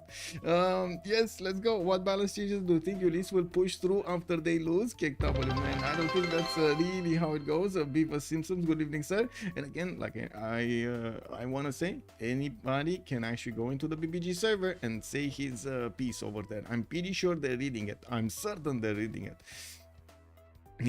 It's probably the easiest way of getting your opinion heard over there on the BBG Discord. Sandro would really be upgrading cuirassiers and bombards right now. yeah, Poopy could, yes, he would be on the way over there. He knows. Okay, let's see. We do have turn 33, and it looks like I deviated a little bit too much. I'm sorry. Let's come back to the game. Gitarja, what do we have? Penbrush and voice. We do have him getting his 25 science and 30 culture. Anonymous gifter, thank you so much for the 5 gifted subs, and also Heinig Dave 100 biddies. Thank you, sir. Oh my god, we're getting the high pick going from Monday. Is this a Monday? Is this real life? Oh my god, thank you, Anonymous, thank you. We do have Kiber with that 50 production, and I do notice Hazaggi is 48, so not that much of a difference between them. I do see Hazaggi did manage to push back his opponent's unit, and I do see Indonesia gonna go for his own World of Throne. We do have Legenden also with only 7 science and 16 culture. Looks like he has serious issues getting his commercials down at a good moment in time. And we do have a fourth city coming out to the southeast. Whole Triangle, thank you so much for the 100 biddies, also much appreciated, sir. We do see at the moment Legenden with his 4 cities. He's not gonna make an army to go against his opponent, even though he does have his commandant general. It's probably gonna be all horses on Mongolia here. 623 has joined the round table. ADP, thank you so much for the follow. Dspag, thank you so much for the follow, sirs. 100 biddies, thank you, much appreciated. Beasley, thank you, sir. No, the first project is in. We Distract do has have joined the Mongolia round table. actually managing to get his first general, Hannibal Barca. Looks like Cree is putting in the card for the generals, and I do see him finally putting down the encampment in Takakub. One is Daniel cooking. Yeah, Daniel is all in. He's 3. Oh my god, look at this. Look at this. 3 encampment training projects. He wanted to do 3 encampment training projects. Is anybody on this map gonna get a general other than him? Looks like France wants to get one and Cree wants to get one. Is he gonna take all of them? Can you imagine taking all of them? I mean, to be honest, in this meta with the bonuses that you have on those generals, it might make sense. You get a free trebuchet, you get a free book, you got some extra bonuses on yours. Makes sense, no? Michael. Tobizi, thank you so much for the prime, also for the 12 months. Thank you so much, sir. Much appreciated. Looking at Daniel with a pen brush and voice golden age, 12 science and 27 culture, he is soon, well, gonna reveal to us if he's gonna be the one not letting Cree getting his general or not. Cree is taking it slow. He's getting other settlers going, you know, other builders. Looks like he is starting to improve some of his tiles here. We do have forces with God of Open Sky bonuses for the extra culture. Looking at Darius, we do have him with a 5th city soon moving towards somewhere. We do have a Gavron Plaza also coming out in 210s from Pasagade, and I do have to say we do have a lot of lighthouses. That means, well, he's gonna get a lot of admiral points. 3 points over here per turn for Persia, while I do see Maori is on 3.4 and Indonesia is on 2. Mongolia did manage to get the first general. He might get the next one, and if he does manage to get all of these projects that he's proposing himself to get, I'm pretty sure he's gonna get all of them. He's actually getting all of them. Beautiful. That's just beautiful. Guys. There was a suggestion quite a while ago that I should put something over here to reward big brain moves. Should I actually just name it like that, big brain? So like we got the Civ6 and then we can put up big brain, right next to it. Can we do it? Do we like it, or do we have another name? It needs to be short. Brain, I'll say big brain, it's kind of long, to be honest. It needs to be like 5-6 letters. Now might as well hand the settler KW. Anyway, I do see Cree. Well, yeah, he's exposing that city to Mongolia. I mean, I did tell you that Mongolia is gonna settle a city there. I didn't mention whose settler is gonna be, right? Yeah, Civ Chad move, that's how we call it, Chad move, but that's like 8. Genius, ooh, yes. Poggers is also a good one, Pog. Pog, Civ6 or Pog, okay. Let's see, Civ6 or Pog. Let's put this, this over here, right? You don't need to see those stats, because to be honest, there's nothing to see there anyway. Okay, and I can get another, can I copy this? Can I just copy this? Kick W. Ah, okay. And I can do, is it gonna switch both or? Oh my god, really, bro? Really, bro?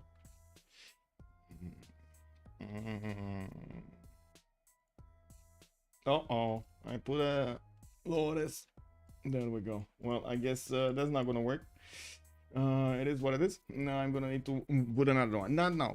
I'm gonna do it not now. But I get it. Okay, we do that.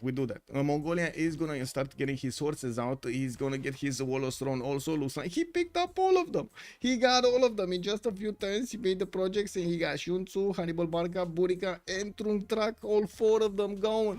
Well, I think Lege is a bit unhappy that he actually wants to build an encampment and he's not gonna get any return from it. And that's, I gotta say, that is why usually players do not go for the 4th and the 5th city if they need to put down encampments and get projects done, because you just can't get it. There's so much other stuff that you need to do.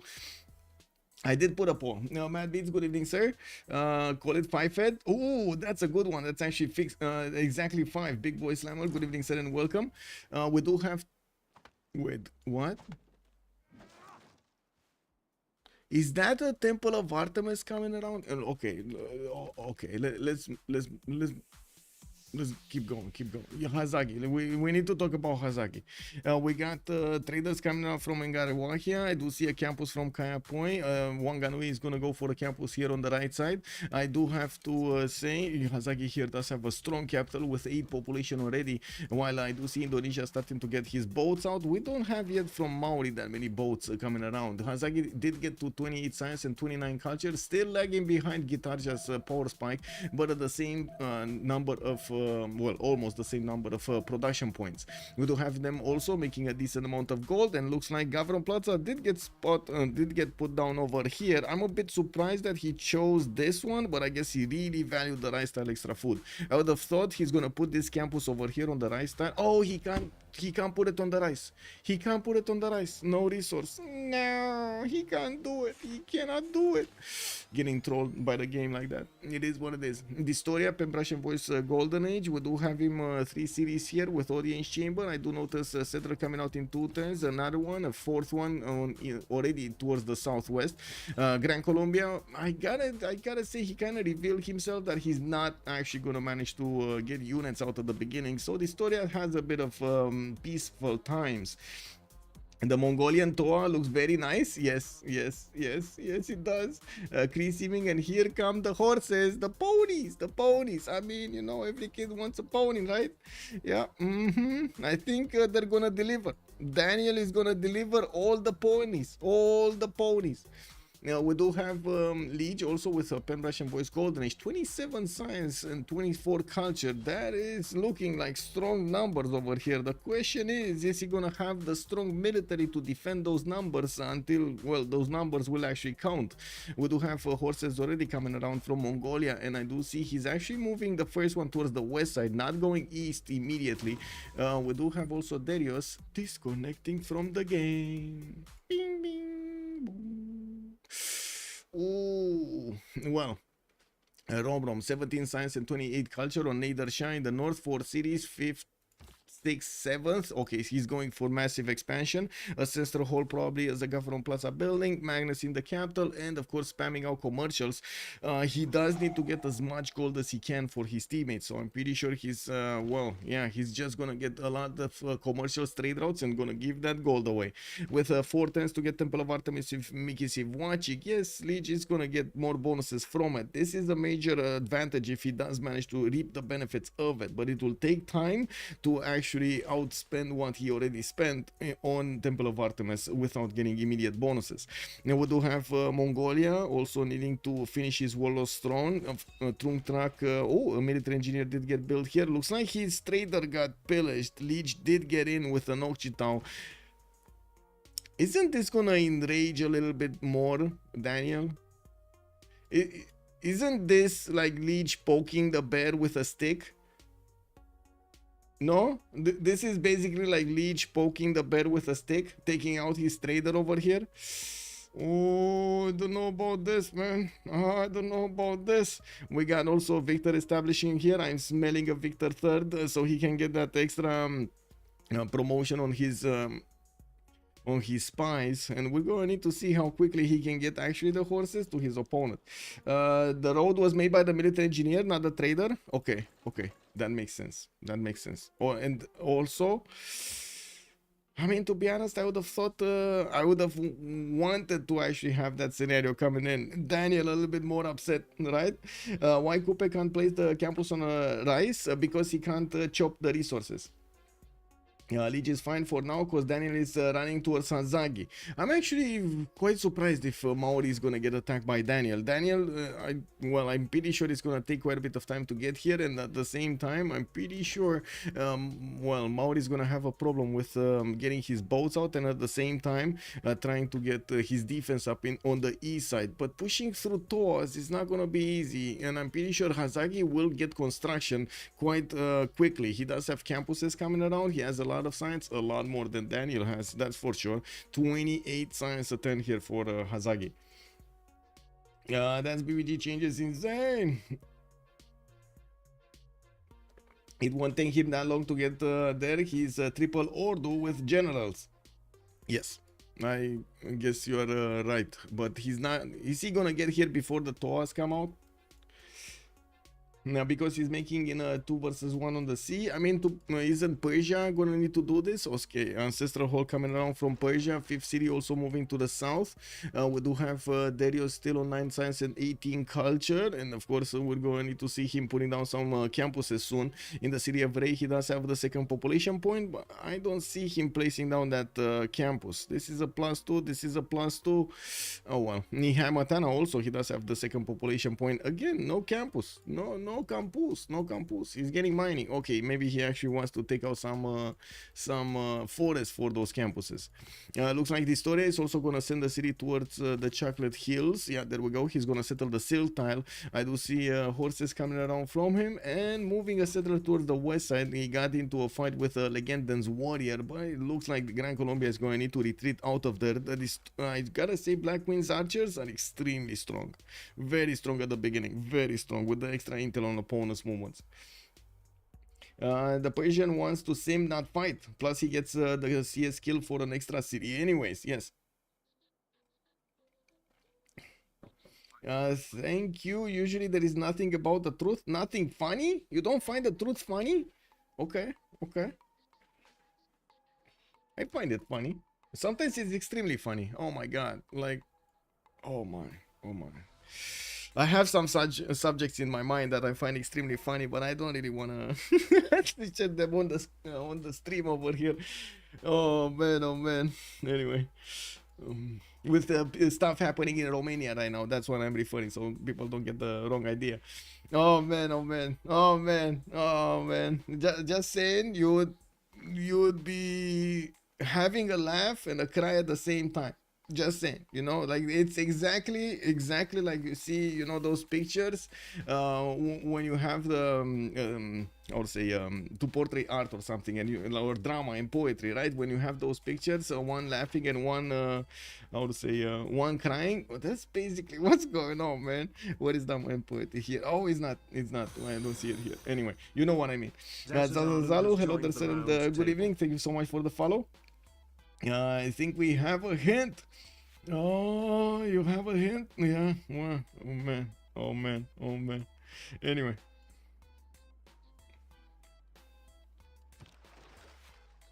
Yeah, also it's about splitting the tech tree.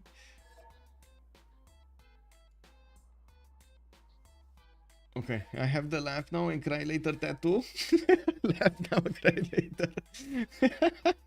The things are funny because they are true. Exactly. Also, it's about splitting the tech tree 2 versus 1. A lot easier than Honda Spaceship talking about the attack of Daniel on soon to be Cree over here. Would have been nice if he could have actually gotten the attack without giving head notice. If the Oshitao, of course, is gonna still be here, I'm pretty sure he's gonna give a heads up time to Maori that he needs to take care of his east side. And we do have shipbuilding coming up in 2 turns here from Hazaggi. We do have him also with Warlord's Throne. Units are gonna come out quickly, and I do see him getting some more trade routes. Still Moksha and Pingala, of course. He doesn't have internals over here that will give him like Magnus, you know, those extra food points and extra production points. Now we do see Darius city is still going towards the south. He's getting his soon Ancestral Hall, and I guess we're going to need to wait to see what will happen here. We do have, I guess I do want to take a look here how Cree is evolving. So basically, because of the scare of Mongolia, Cree over here needed to put down an encampment. That means a bit less commercial viability for him, not a lot of gold. We only have him on 19 gold a 10, 27 science, 24 culture. That's not bad. That's actually not bad. He finished Temple of Artemis. That's pretty good. And the fact is, because Mongolia is not going against him, instead of actually taking out cities from Cree, which as you can see he can take it out, Pihtoka, Hana, Piwin, that's like paper. That's nothing. He's just gonna like move the horse next to it, and that city is gonna die basically. We got it only on 10 strength. We do have him still getting a few horses. It looks like the target, just like chat is saying, is gonna be on the west side over here, Maori, because they do want to actually get that 2 versus 1 or even a 3 versus 1 on the seas to take out Hazaggi. to be honest, I guess both targets would be nice to actually take out. Let's actually take a look if Indonesia can handle this on his own. With 51 science and 38 culture, I do see Indonesia is going for his construction, mysticism coming up in 1, putting down his Diplo quarter, finishing up his Warlord throne, and of course he did get the harbor from the Ternate city to the northeast. That's okay, that's pretty good. We do have the city of Panama on the Mount Kilimanjaro, getting that 4-2 tile to work over here. Beautiful, just beautiful. It exploded even more. Commercials also finishing up finally in Gran Colombia's territory with 30 gold a turn. We do have Darius 37 and Kiber on 44. If Daniel is the one a little bit lower, but it's fine. It's fine. I do see him getting an encampment training project. Does he have the core one next? Is the Trebuchet one next? I mean, this is pretty important. 7 points a 10, or I better yet 6.9. He's at the magical number there. Let me also wait a second, switch screens over here, because I just saw something. Oh my god, we're about to reach 100 viewers over there on YouTube. Hello everybody, good evening sirs and welcome. Oh my god, I can't always see the numbers on YouTube, but unbelievable. Yeah, that was from the 2.5 before. Yeah. Hello YouTube, hello ma. Military score. What's happening with the military score? 165 on Kiber, 165 on Darius. Not really a lot on Ulyss. They barely have like 100. We do have, of course, more and more horses coming out from Mongolia city. There will be a possibility for him to get the city of Granada on the way towards his opponent. Immediate reaction after the scout got taken out, of course, from Kupe. We do have one turning spearman on the front line city of Wanganui to the east side, even setting up Victor. This looks like it's not gonna happen. Not gonna lie, this really looks like it's not gonna happen. I'm pretty sure taking out well, I guess this is not gonna happen either. Pretty good counters from both sides. You are a professional caster and you have a lot of Civ experience. Can you help me settle a dispute? Do knights hold janissaries? No. Delay to cuirassiers. You are a professional. Wow, really?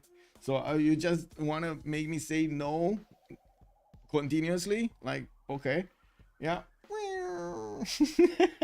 Yeah, I'm pretty sure they don't hold them. I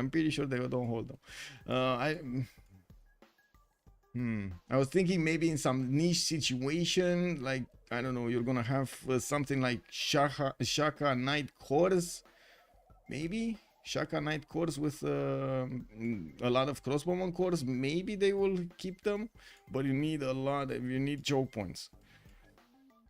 Genghis not going to Cree. He is not. He's actually getting all of his units to the southwest. He's even exposing, letting this square city just being exposed to the elements. Cree is just gonna get his, how to say, he settles right next to it and not mind at all.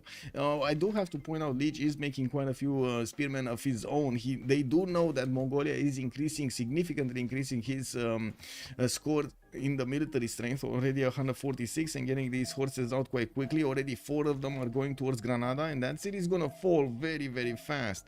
I do notice Hazaggi is going for buttress. I'm pretty sure Kiber is gonna follow up soon, and of course go for his caravel timing for caravels, cartography I mean.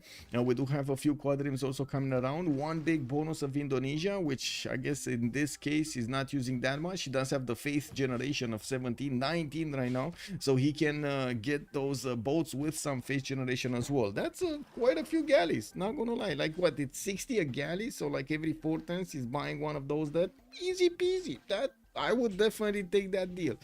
Free galleys. We do have libraries coming in here from Kiber, and I do notice he did manage to get an admiral. That's only Artemisia. Persia is going to be the next one up. That's going to be Themistocles in the scientist screen. I do see they're passing around. No Hypatia. Nobody took the advantage of extra libraries or the +1 science in them. We do have Mongolia still needing to finish that project. I'm pretty sure next turn. There we go, in the city of Al Malik. Okay. Why did Kiber settle off the coast? Beaver Simpson. Because there was a warrior from Kupe keeping the stone tile. Yeah.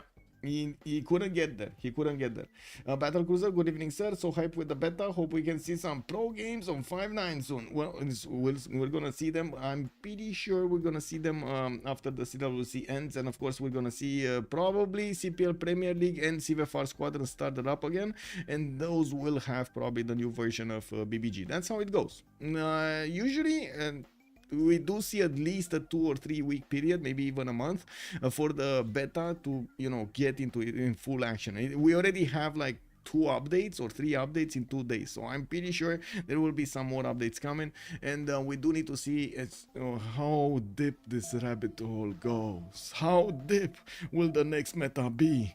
I'm very happy. I gotta say, I'm gonna be ecstatic to actually talk about different strategies being applied and how each is gonna work against each and so on and so forth. Oh my god, that's just gonna be amazing. Oh yeah, more. I mean, you know, yes, we're always talking about Magnus, we're talking about Arena, we're talking about Moksha opener, we got Bengala openers over here for the Irel Wars. I mean, you know, we kind of see them. Let's actually see a little bit different. Oh, he didn't finish Temple of Artemis. Okay, he did not finish Temple of Artemis. He actually wanted to get the Spearman out. I saw him working something else, and I totally did not see that Temple of Artemis is still on the scaffolding. It did not go down. Well, Granada did go down, and we do have Maori just about to get hit by Daniel. I do see he already has 3 and 4 spearmen. Well, there are some galleys coming around, not gonna help. I'm pretty sure if he actually wants to attack into his opponent, he would need to either wrap around and try to hit from the south, force Hazaggi to put a unit on every tile. If you want to do that, you just take these units and not clump them up, just send them everywhere, and then you're gonna see Maori just start to put units on his border so he doesn't get pillaged. For example, this is a very juicy campus. I would definitely see those books back in Mongolia's territory, you know what I mean? Trying to hype a bad update. Oh, let's see the update. Let's see it evolve. I'm happy for any update, to be honest. Different strategies. First pick Kanuni every game. Well, I mean, to each his own, Fusion. To each his own. If you like Kanuni, you like Kanuni. I'm pretty sure Daniel would be. I'm still gonna pick Macedon every game. I don't know what you guys are doing. I take Macedon. Yeah, it is what it is. I love seeing cities in a line just steamroll from one side to the other. Yes, JC. Then have a small 3-team pillage board on the other side. Oh, horde, yes. Okay, we do have Cree with a decent amount of defense here. I do notice Persia is putting some of these units on the field and sending those archers toward the south, toward the city of Rey. He will need to close the chokes. You never know when some wild Cree, you know, misplaced units are actually going to get into your cities. You gotta be careful. He does have his campus, the level 2, coming around here from the northeast, going for an entertainment complex from Hagmatana. Is he gonna have the audacity to chop Colosseum in the face of Romrom and Lege? Is this Darius? Is he gonna have the audacity to do this? Chat, you know Darius better than me. Is he gonna do this? Is this gonna be the audacity of the day over here? Oh my god, I have some time, so I think I'm actually gonna put up on the screen over there the POG or the big brain or the something. Give me a second. What was this? This was, let's see it, select font. Okay, I see. Okay, now I can click on this, click on text. Where is text? Text, there we go. And click on POG. Okay, POG, there we go. And we got this with this. Boom, we made it small. Okay, we got this. We got that. Okay, that should be fine, right? That should be fine. Yeah, there we go. So today we got POG 1. Are we in agreement? Are we in agreement that we have a POG move over here? Are we in agreement, chat? Let's see some yeses in chat. Are we in agreement that what Daniel did was very big brain? Okay, we got a yes. We got a yes, and I do want to reiterate, Daniel did manage to get all of the generals, taking them away from both Maori and Cree. Cree did manage to put down an encampment. He's trying to get an encampment training project, but who's gonna get it? Look at this. Strungtrak is already over here. Ethelfred is already over here, also from the medieval era. We do have Daniel poking around, seeing what's going on, and it looks like these spearmen, well, they might not be tough enough. And we do have over, yes, Gubar. Good evening, sir, and welcome. Now, look, everyone is just spamming pikes against Mongolia. Yes, the counters, man, the counters. I mean, this is the direct counter, no? Let's see. We do have also quite a few boats coming around from Maori. You do see that Hazaggi is preparing himself for the upcoming naval battle. I would imagine he's gonna want to keep those as safe as possible. He's deploying them to the east side, though. I'm a bit surprised about that, and we're gonna talk about that a little bit later. Kiber did manage to get Hypatia. I just saw it pop in the city of Majapahit, and I would imagine he got that extra library and the science from it. We do have walls in Jambi. He doesn't want to take the chance that France might actually get a few sneaking units towards Jambi and of course poke that city down. While he is gonna get the harbor shipping projects, we do see a lot of quadrims coming around, and I gotta say, is he actually investing in quadrims rather than galleys with his faith, or no, he's hard building these? Okay, still very few galleys, only 3 galleys. That's not a lot of galleys. Now we do see on the right side Mongolia is just about to pop. Let's actually take a quick peek over here and take a listen of what he's gonna do. If he's gonna start poking around with the spearmen, or gonna try to wrap around and take care of the Maori's campuses. Why is he? I'm pretty sure this is not efficient to stay there. Like, I'm pretty sure this is just, you know, just staying there for the what of it. Anyway, let's see. We do have Cree actually managing to see a Mongolian horse that is in the forest, and it's going to be a bit too powerful for both of these, for either of those units. I do see Hannibal Barca deployed to the north, where more horses are coming around. Daniel doesn't have a lot of science. He's on 2732, and I do have to say he still needs to get to his stirrups. Mathematics coming up in 2 turns and civil service in 3. We do have him starting to move around, and there we go. We got him moving around the big city, the big bastion city of Hazaggi, and that is gonna be a problem. We do need to see if his horses are gonna find out the weakness in Hazaggi's defense. Oh, he's starting to see the light. He's gonna see the borders. He's gonna see there's only one single archer and maybe a very late spearman coming from across that river. But then what's happening on the west side? You know, just move everything on the west side, then you're gonna get everything you want, all the donuts in the world. Oh my god, man. Oh my god, I gotta say, where is the Dunkin' Donuts, man? Do you guys have Dunkin' Donuts? I don't have Dunkin' Donuts in Romania. Where do you guys have Dunkin' Donuts? When are those beautiful donuts going? Oh, the smell of the Dunkin' Donuts in the morning is unmatched.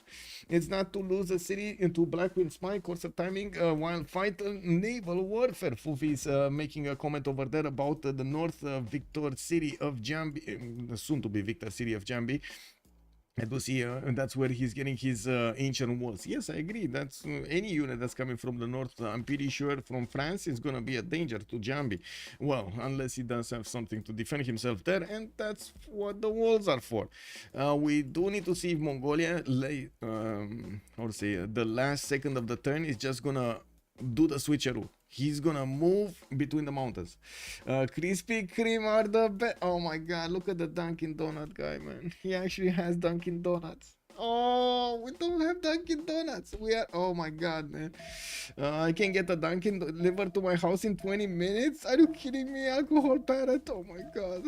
Yeah. There's like, I can't even buy them. There's nowhere to buy them, man. No one going for Reina 4 from the Star Cake W. Oh my god, Dunkin' within walking distance. Okay. I see how this goes. I see how it is. Anyway, we do have Mongolia going around these mountains, and yes, I do see more galleys are getting built by Hazaggi. He's not that worried, definitely not worried about Wanganui, but he will be worried about this west side. A walking distance for you too? Oh my god, man.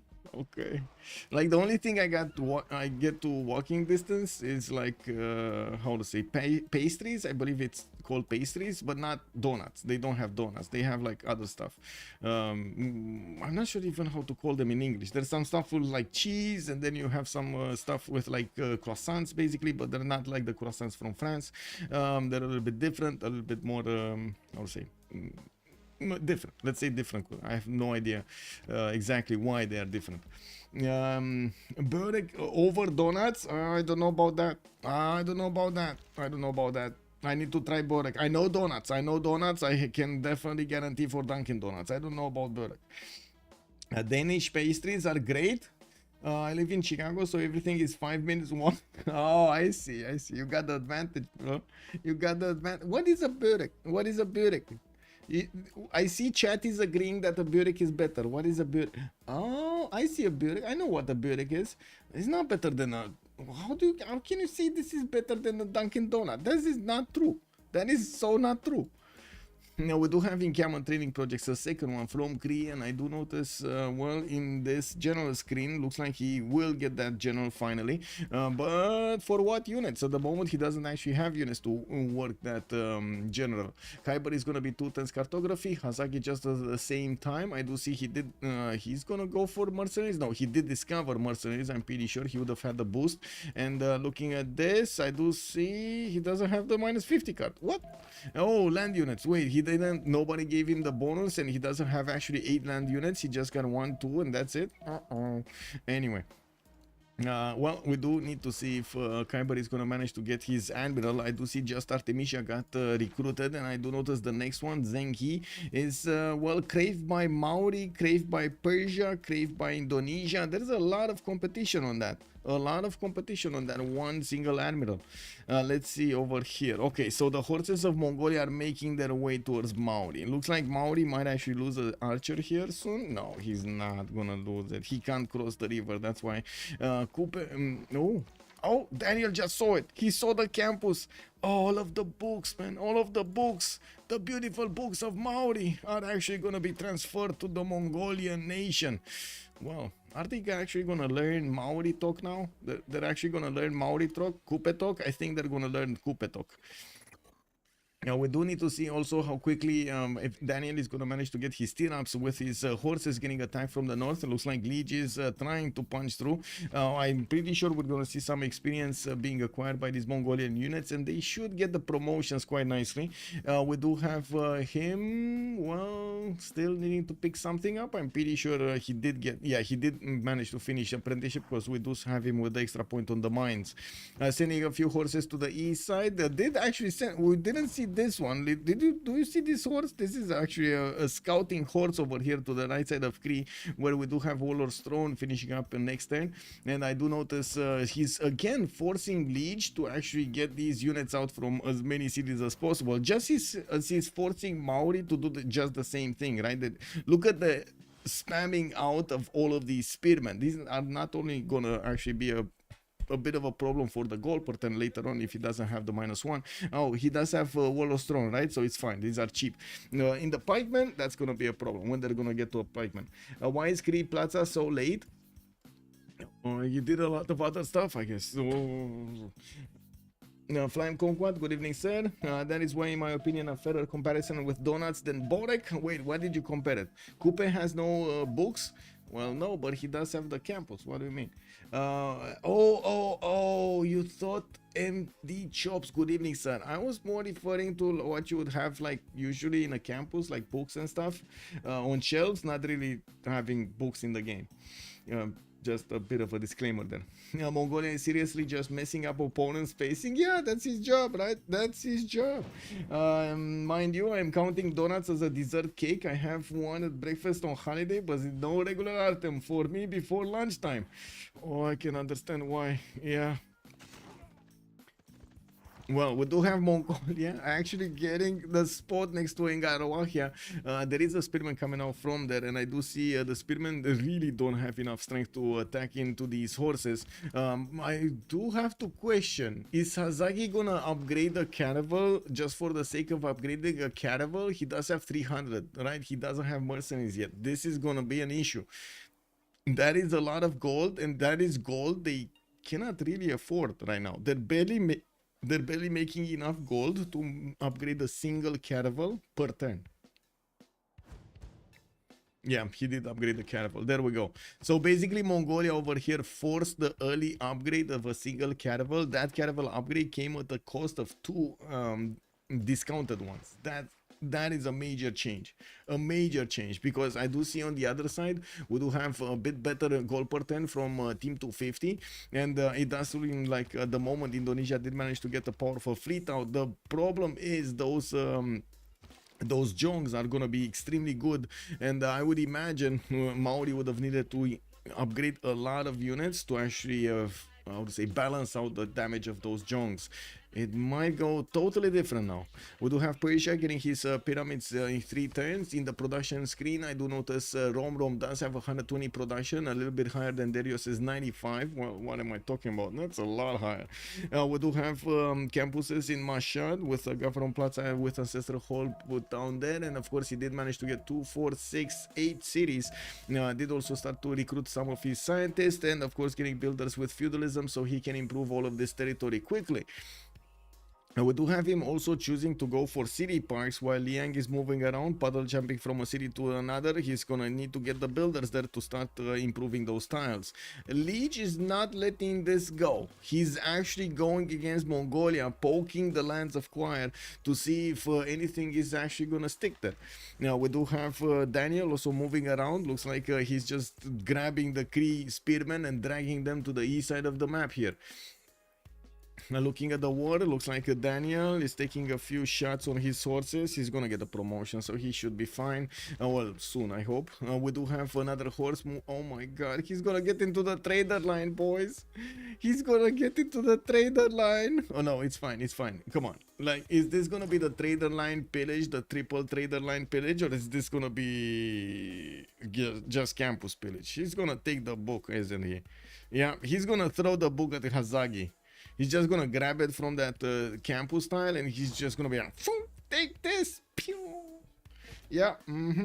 Well, they don't have gold, so that's saving him. Yes. You think Hazaggi has time for him? Yes, if they have gold. If they have gold, that's the thing, right? If they have gold, Hazaggi can just go kill Darius. He has nothing to defend. Parking fire. Well, I do have to say over here that caravel is actually on the way.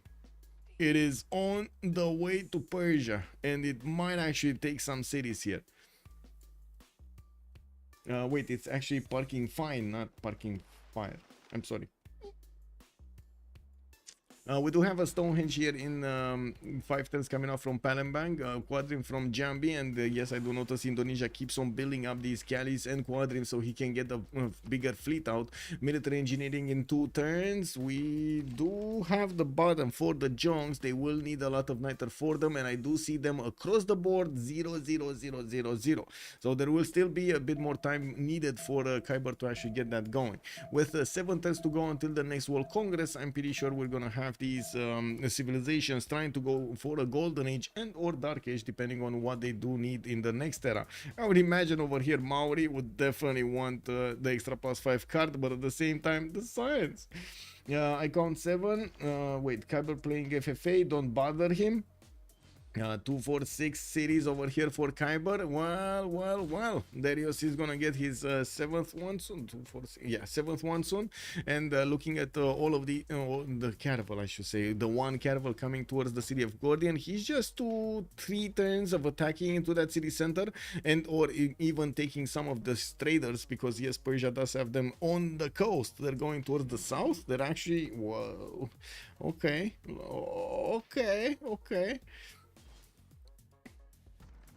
Okay, where is stirrups? Knights coming around here from Daniel.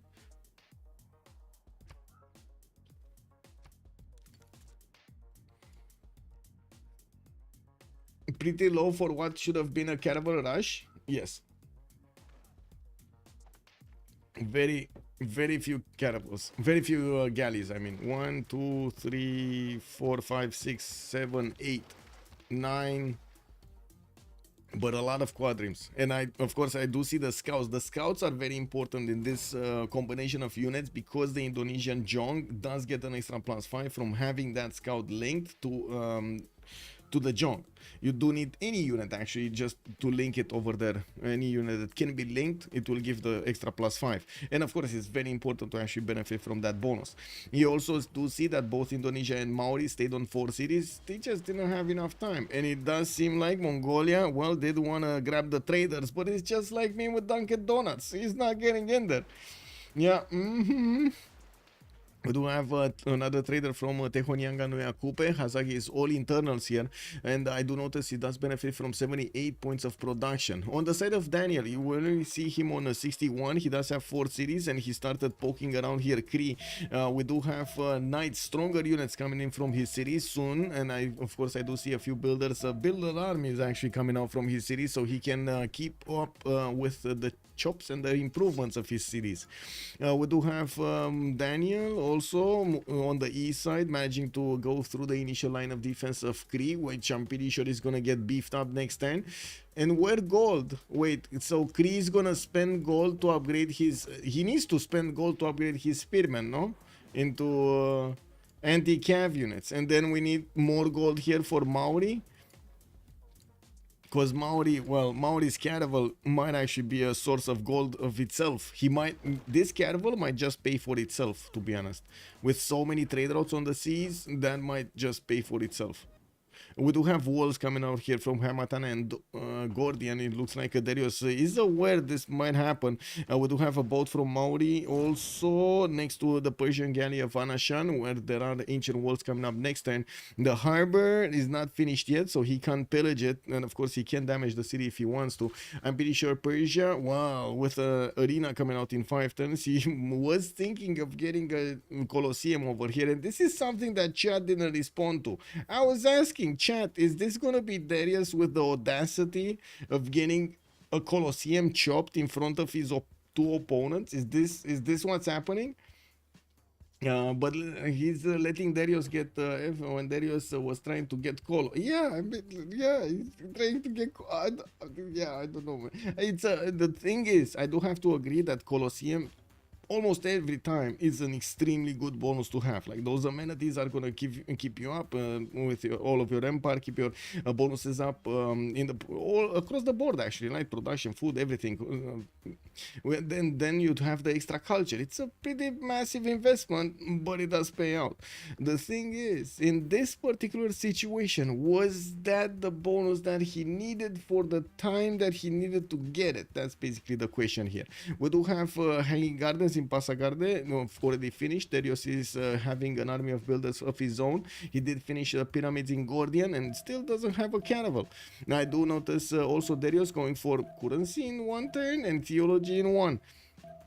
Let's see over here in the era score, what do we have? With only 5 turns to go, 4 turns in the next one. Let's see, Kiber is still Dark Age, but he might actually pop into a Golden Age with the Stonehenge finishing up in Palembang in 3 turns, and him having the ability to actually upgrade the Jong pretty soon. I'm pretty sure he's gonna start getting that Niter, no? Wait, he's not getting the Niter? Kick W, man. He just discovered cartography right now, started upgrading his caravels. Still no Niter. Oh, there we go. There is Niter. Niter on him and Legenden. Okay, that's perfect. That's perfect. We got 2 Niter generators here. That should be fine. We do have Daniel, still 5 points away from getting his Golden Age. Looks like he didn't manage to push through Engarawahia, and he's trying to go for the capital city here. Hazaggi is getting pillaged. Those campus points are just free science points for Genghis Khan. And yes, I do notice he's getting his trebuchet to flex against his opponent. This trebuchet does a lot of damage to the spearman. Do you see this damage? 45 against the spearman. Wow. Anyway, that is shameful for the spearman. We do have Darius also with 57 points out of 63. He's gonna need 6 more, I mean, and I do see he's gonna get next upcoming builders, put down another city from Zranka. Did not. Oh, that's a caravel fleet. Yeah, that's a problem. That is a problem.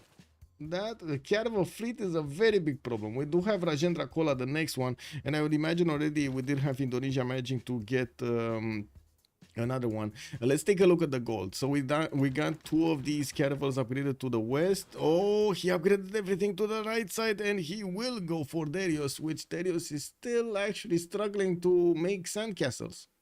Can I say that? Can I say he's making sandcastles? Colosseum usually not in a frontline fighting city. Yeah, I was thinking, right? No, JJJ, good evening, sir. This looks like a free kill for Kupe. Let's see how it goes. I do notice Darius is gonna get at least one immortal from Passagarde and Gordian. Actually, he's gonna get two. What that means, he's also gonna beef up the strength of the garrison a little bit, not by a lot. And of course, since he does have walls, it's not gonna be that easy for the caravel fleets to punch through. He will need more strength than these immortals can give him right now. Oh well, he needs to have them in the city center first of all to actually give at least 40 something. Well, yeah, this is as you can see, this is quite something. We do have a horse being built in St. Anashan, and even with the caravel fleet, it's going to take some time. Another 3 hits will need to be done against the walls to take them down. We do have also Mongolia managing to do more damage to Maori, just keeping him on his toes, while I'm pretty sure we're going to see Kiber starting to move. We do have a line of caravels with a line of jongs right behind them, and of course 1, 2, 3, 4, 5, 6, 7 of them got upgraded. 8 of them actually got upgraded, with a new settler coming out from Majapahit. After Kiber did manage to finish his build queue for this caravel plus the Jong attack, he's fine. Now he wants settlers, now he wants builders, he wants a religion. He just doesn't care anymore. He's building that army and setting it to the front line and taking care of his own ship.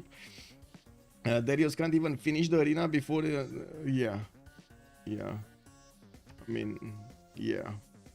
That's gonna be a problem. Darius did manage to get to 63. I do see Daniel is also 3 points out. While he did manage to put more units in the face of Cree, he still doesn't have the benefits of K6 to actually do damage to Cree. And I remember right now, just, you know, ringing in my head, Daniel saying K6 are bad, bro, they're not a good unit. Well, let's actually see if Daniel is gonna manage to finish off Cree with just horses and maybe some quarters and maybe some knights sprinkled through. I don't actually see him getting to upgrade his archers into crossbows that, you know, right now, but I do see machinery coming out next turn, so maybe that's a maybe. We got a Keshek. I see a Keshek. Wait, this is Daniel actually using Kesheks against opponents after saying Kesheks are bad?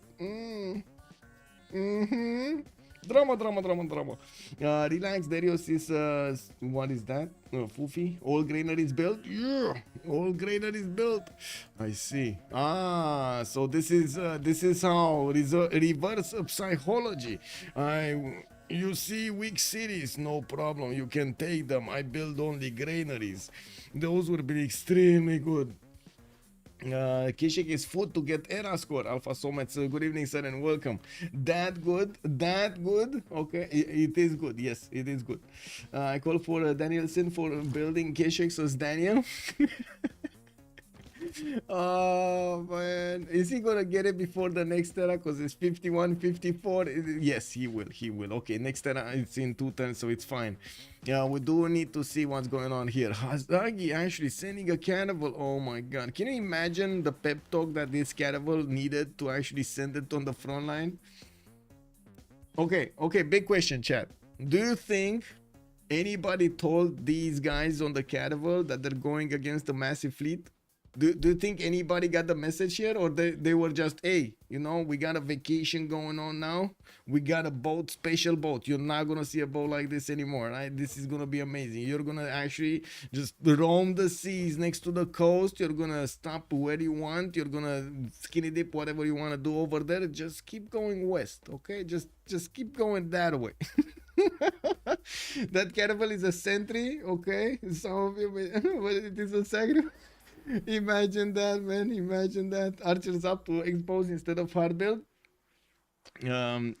Yeah, well, at least they have the gold. Looking at the gold pattern here, it definitely feels like a 53, 9, 53, and 12 is okay-ish at this point in time. Romrom did manage to get 65, Legion 27, and dISTORIA on 29, while Hazaggi is losing gold. We do have Maori's fleet about to get into the borders of Persia and starting to do a lot of, he will start to do a lot of damage. We do have the caravels, as you can see, managing to chip away the strength of Hamatana slowly but surely. Lubens, Hazaggi missing golden age is pretty bad if he can survive. Okay. Can you show player era score? Yes, sir. Wait, player score or era score? All sign. Which one? Because there are two. Listen, I only play Kublai. My wish K6 were good, but anti-cav are just OP. I see. Spring, hello there, sir. Good evening on YouTube. Maybe he had an ML for +2 movement caravan and didn't need to upgrade others. Well, it looks like he did upgrade some of them. Darius very greedy. He can die to Maori caravans. Yes, yes. It looks like YouTube is the same opinion over here as Twitch. We do have a bit of a problem for what's going on here in Persia's territory. Hazaggi should think about the escape CS kill, not about the golden age. Well, looking at the golden age, we do have Darius getting it. Hazaggi is 10 points out, not getting it. I'm pretty sure he's not getting it. And looks like that caravel went back. I think he went back. Did he escape? Oh my, that was quick. Okay. I guess they didn't like the skinny dipping. Yeah. You know, you can't. It's not for everybody. Maori has some troubles. Yeah, some troubles. Looking at the dISTORIA, we do have him securing his golden age. I do notice he did put down Marseille and even took out Fez. He's on the way towards Darius, and of course dISTORIA kind of rang the bell of alarm when he took out Fez. I'm pretty sure Darius was aware of what's going on the map and did manage to get these units to fend off attacks here from France. They're basically gonna do to Darius what they did to Kupe, right? Basically. Mongolia with Indonesia, one naval, one land, going against Kupe. On the other side, we got Catherine de Medici on one side, and then Kupe on the other side, one naval, one land, going against their opponents. It looks like Persia is about to lose the city of Anashan here. It's just a matter of time until the caravel fleet punches through. It also has a promotion. Beautiful. Wow, wait. That's gonna be a very good Colosseum for his opponents. Darius over here actually wants to get the arena. Wow. Okay, well, Castle's coming out next turn. He will have the opportunity to upgrade his horses into coursers, making all of these garrison defense strength cities a little bit higher. I do see Lege is 5350. He got his golden age. So did Romrom on 56 out of 50. With a great library coming out from Mashhad, we do have an array of commercial hub investment projects. Looks like Arena of Athens is the next one. I'm pretty sure that's not the target. We did have Zenhi taken. What is so no commercials, no merchants got picked up in this game? Oh yeah, we did have one. Zankian on Persia. Okay, on Nader Shah. That's it. That's just one? Okay. Okay. Well, let's see. Last moves coming in from Kiber. I do want to point out how he's moving with his caravel slowly, paying attention to what his surroundings are and not letting these caravel expand their movement points. So he has the opportunity to move around, shift around his units if he's going to get counterattacked at the last moment of the turn here. And of course, it's very important to keep the ability on the caravels whenever you're going to be inching towards your opponent like this. Keep the ability to actually get to promote them. It is extremely good to have that. We do, and of course the timings between them when it comes to the naval are always a little bit hard to actually how to say predict. So yeah, I'm pretty sure there's gonna be a lot of trading of boats going around here towards the north of Kayapoi. I do also notice more caravels are getting hard built from Mongolia. He knows they don't have that much coal, so he's gonna try to overcome that with his own production. Looks like Hamatana is also gonna be another city that's gonna be taken out with the Corsair going in. Now this is gonna be a tough city to crack. That's 66 defense on the city of Hamatana. That city can be hit from three tiles, and as you can see, there is a possibility, there is a world in which Hazaggi's units are actually gonna take out that city. The thing is, that's a long time, and these caravels, I don't think they can spend that much time here. I guess that's the only way. That's his only move, right? That's Hazaggi's only move to do damage to Darius and keep him in check. We got some horses here from France going into Gran Colombia's units. A bit surprising that dISTORIA is sending units to both of his opponents, left and right. Intelligence agency from the city of Paris next in 5 turns, and I do notice Gran Colombia is starting to bring those horses towards the east side, putting down more non-freshwater cities towards the north, and starting to put down theater squares. We did have golden, normal age, golden. Not even a dark age for Kupe. This is gonna be catastrophic. 81 production. Kiber is only on 52, so you know you can't really complain there. There's definitely a lot more production on Hazaggi. Maori is starting to upgrade his frigates. Only one though. He has another 2 here pre-built, 2 quadrims. And another one got upgraded here. He might actually want to send 1 or 2 towards the cities of Persia so he can chipper the walls much faster. That's gonna significantly increase his power spike there. Anyway, his success rate. Give me this. Give me a bit of time so I can get this up. I don't see silver anywhere. That's usually my go-to. Let's go dice. Let's go preserve and then. Give me a second. Oh, we got a break after Congress. Wait, monsieur. We're talking with man. He's French, you know. I go A. What did I say? Dies with preserve and me. Okay. Dies, preserve, and me. Only chance is to kill the Persian city. Yes, Black Queen coursers on Darius. Well, they're not coursers. They're just horses. If they do manage to get a city here, and I'm a bit surprised that he didn't wait for them, but I'm pretty sure it's about the gold. He just didn't have the gold. He has the science, he just doesn't have the gold. We're talking about barely 30, 25, and 83 gold at 10. Ooh, Romrom actually getting a lot. This is nice. This is nice. And I do have to point out, Romrom is simming ahead quite nicely, while Darius does have a few problems next to him. He keeps on building Colosseum. He's just not stopping. He's just not stopping, guys. Wow. Anyway, I'm gonna need to put up the pause, right? So let me actually put up on the screen here this, and then this. Okay. Maori on a race against time here. Yeah. Jongs, any way need time to kill it? This pack? Sorry. Any way need time? Maybe he's baiting Kupe to wait for the Colosseum to finish. Is Darius one of the AI difficulties? No, not as I know. When does Legenden get on the coast for naval trade with Kiber? Probably never by the looks of it. Legenden is not getting on this coast. Yeah, that's not gonna happen. Naval trade routes are not gonna happen. This is a bit of a problem for the trade routes also. France actually getting in here. This is the pathway they were trading to and fro, the cities of to and from actually the cities of Indonesia. Production capabilities a bit higher here, but not by much. Romrom does have 40 more on his side, and I do see Darius on 114, while again then it's gonna be on 104. The initial attacks are gonna start, and we're gonna see Indonesia start to chew through the navy of Maori quite quickly. We got a pause here. It's right at the beginning of the turn. Nobody got to move anything, so I'm pretty sure we're gonna come back to see when they do start moving. 5 minutes. Oh, okay, looks like they're gonna go for 5 minutes, so I'm gonna put over here 5 minutes, I guess. There we go. So we're back in 5, guys. Yeah, I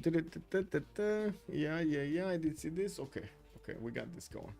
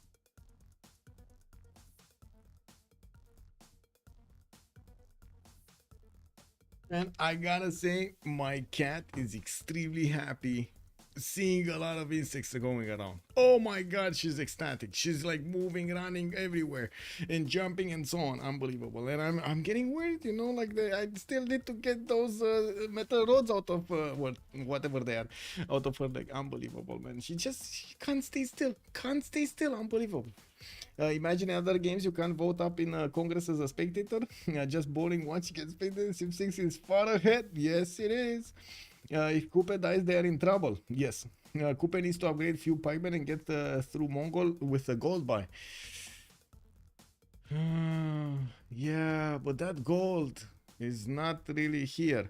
And by the looks of it, Indonesia will have a powerful fleet to go against Maori. Maori did try to put a few spearmen to slow down the advancement of these Indonesian cannibals. I'm pretty sure the Jongs are gonna show them the way here. Yeah, they're gonna show them the way. Now we do have 1, 2, 3, 4, 5, 6, 7, 8 Jongs that are coming around from Kiber with an array of caravels in the front line, so he can keep these Jongs alive. 2, 4, 6, 8, 10 of these caravels have been upgraded to the east side. And over here with the knights coming in, looks like Cree was forced to get his pikemen out. Now these knights don't look that they're gonna be that strong against his opponent. But well, there is a wild Keshe coming in, and I do notice Daniel is gonna get his terracotta. I mean 3 turns. And wait, he's building another Keshe. Oh my god. Guys, Daniel is actually spamming K-Shakes, guys. I mean, this is the second one. This is spamming out. This is spamming K-Shakes. I don't know. The spectator vote is not wanted. Yeah, I mean, it is what it is. And I guess, you know, we gotta make fun of it from time to time. There is no gold for that. Better chance, in my opinion, is take out Dario City and buy from there. Let's see if they have the gold, and if they do manage to get that going. To be honest, it does seem like he's gonna have a good chance of taking out at least 1 or 2 cities. Although Hazaggi needs to make a choice if he's sending a frigate or not.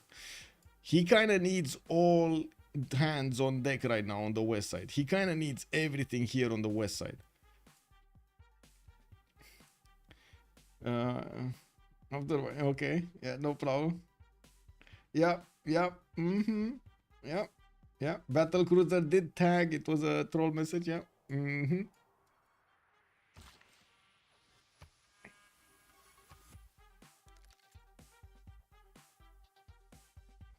Who is military ally for Hazaggi? We don't know. Unfortunately, we don't know. We cannot really check unless one of them dies and we see who's not gonna get a military alliance. I do see these spearmen are quite tough to handle. The horses of Mongolia still, of course, not gonna be as tough as needed to actually go against all of these units. They're gonna expend quite a bit of health attacking into this Hazaggi line of defense. Now, although Hazaggi has lost quite a few units actually fighting off the Mongolian horses.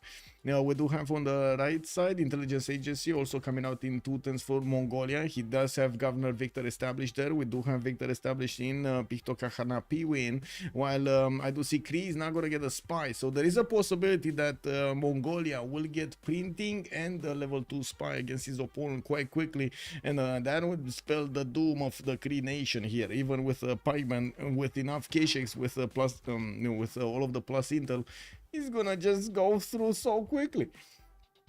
No golden. What's with the Hazaggi's amenities? Did he lost a loss? What? Wait, what? Hazaggi's amenities are on 0 plus 3 plus 3. What's up with Hazaggi's amenities? Oh, did he lose a lot? No, he didn't. He actually didn't. What's this? Oh, I see. That was a useless message. Okay, we got a team plus from Legenden. Darius is saying minus, so I guess team 250 is not ready. Colosseum, is Colosseum actually gonna get chopped? Because I see he actually has builders ready to chop Colosseum. Is this gonna be Darius chopping Colosseum when his city is taken? Oh my god, it might be. Oh, since we're just a few seconds away from getting this going, let me actually put up a poll on YouTube. Can we get, okay, let's start small. We get to 40 likes, okay? I saw 50, it might be a bit too much. So let's go for 40 this time, and maybe we increase it. You know, we get that increased difficulty there. Gotta have priorities, you know. Modo 44, good evening, sir. Scaling or trying. Fufi is calling it out. With intelligence agency also coming out next time for Darius, we got the opportunity to take a look at their bonuses. Kiber, 83 science, 46 culture. It's gonna start bonking against Hazaggi. We do have him with 55 production only and 21 faith a turn. Arsilax, good evening, sir, and thank you so much for the follow. Looking at Legenden, 63 science, 66 culture with a pen brush and voice golden age, 2, 4, 6, 7 series, getting to defend France's horses, and I do see he's fending off attacks in the city of Jambi as well. Man, he's everywhere. We got a few new horses. Intelligence agency also looks like the spy game is gonna be the priority for Gran Colombia.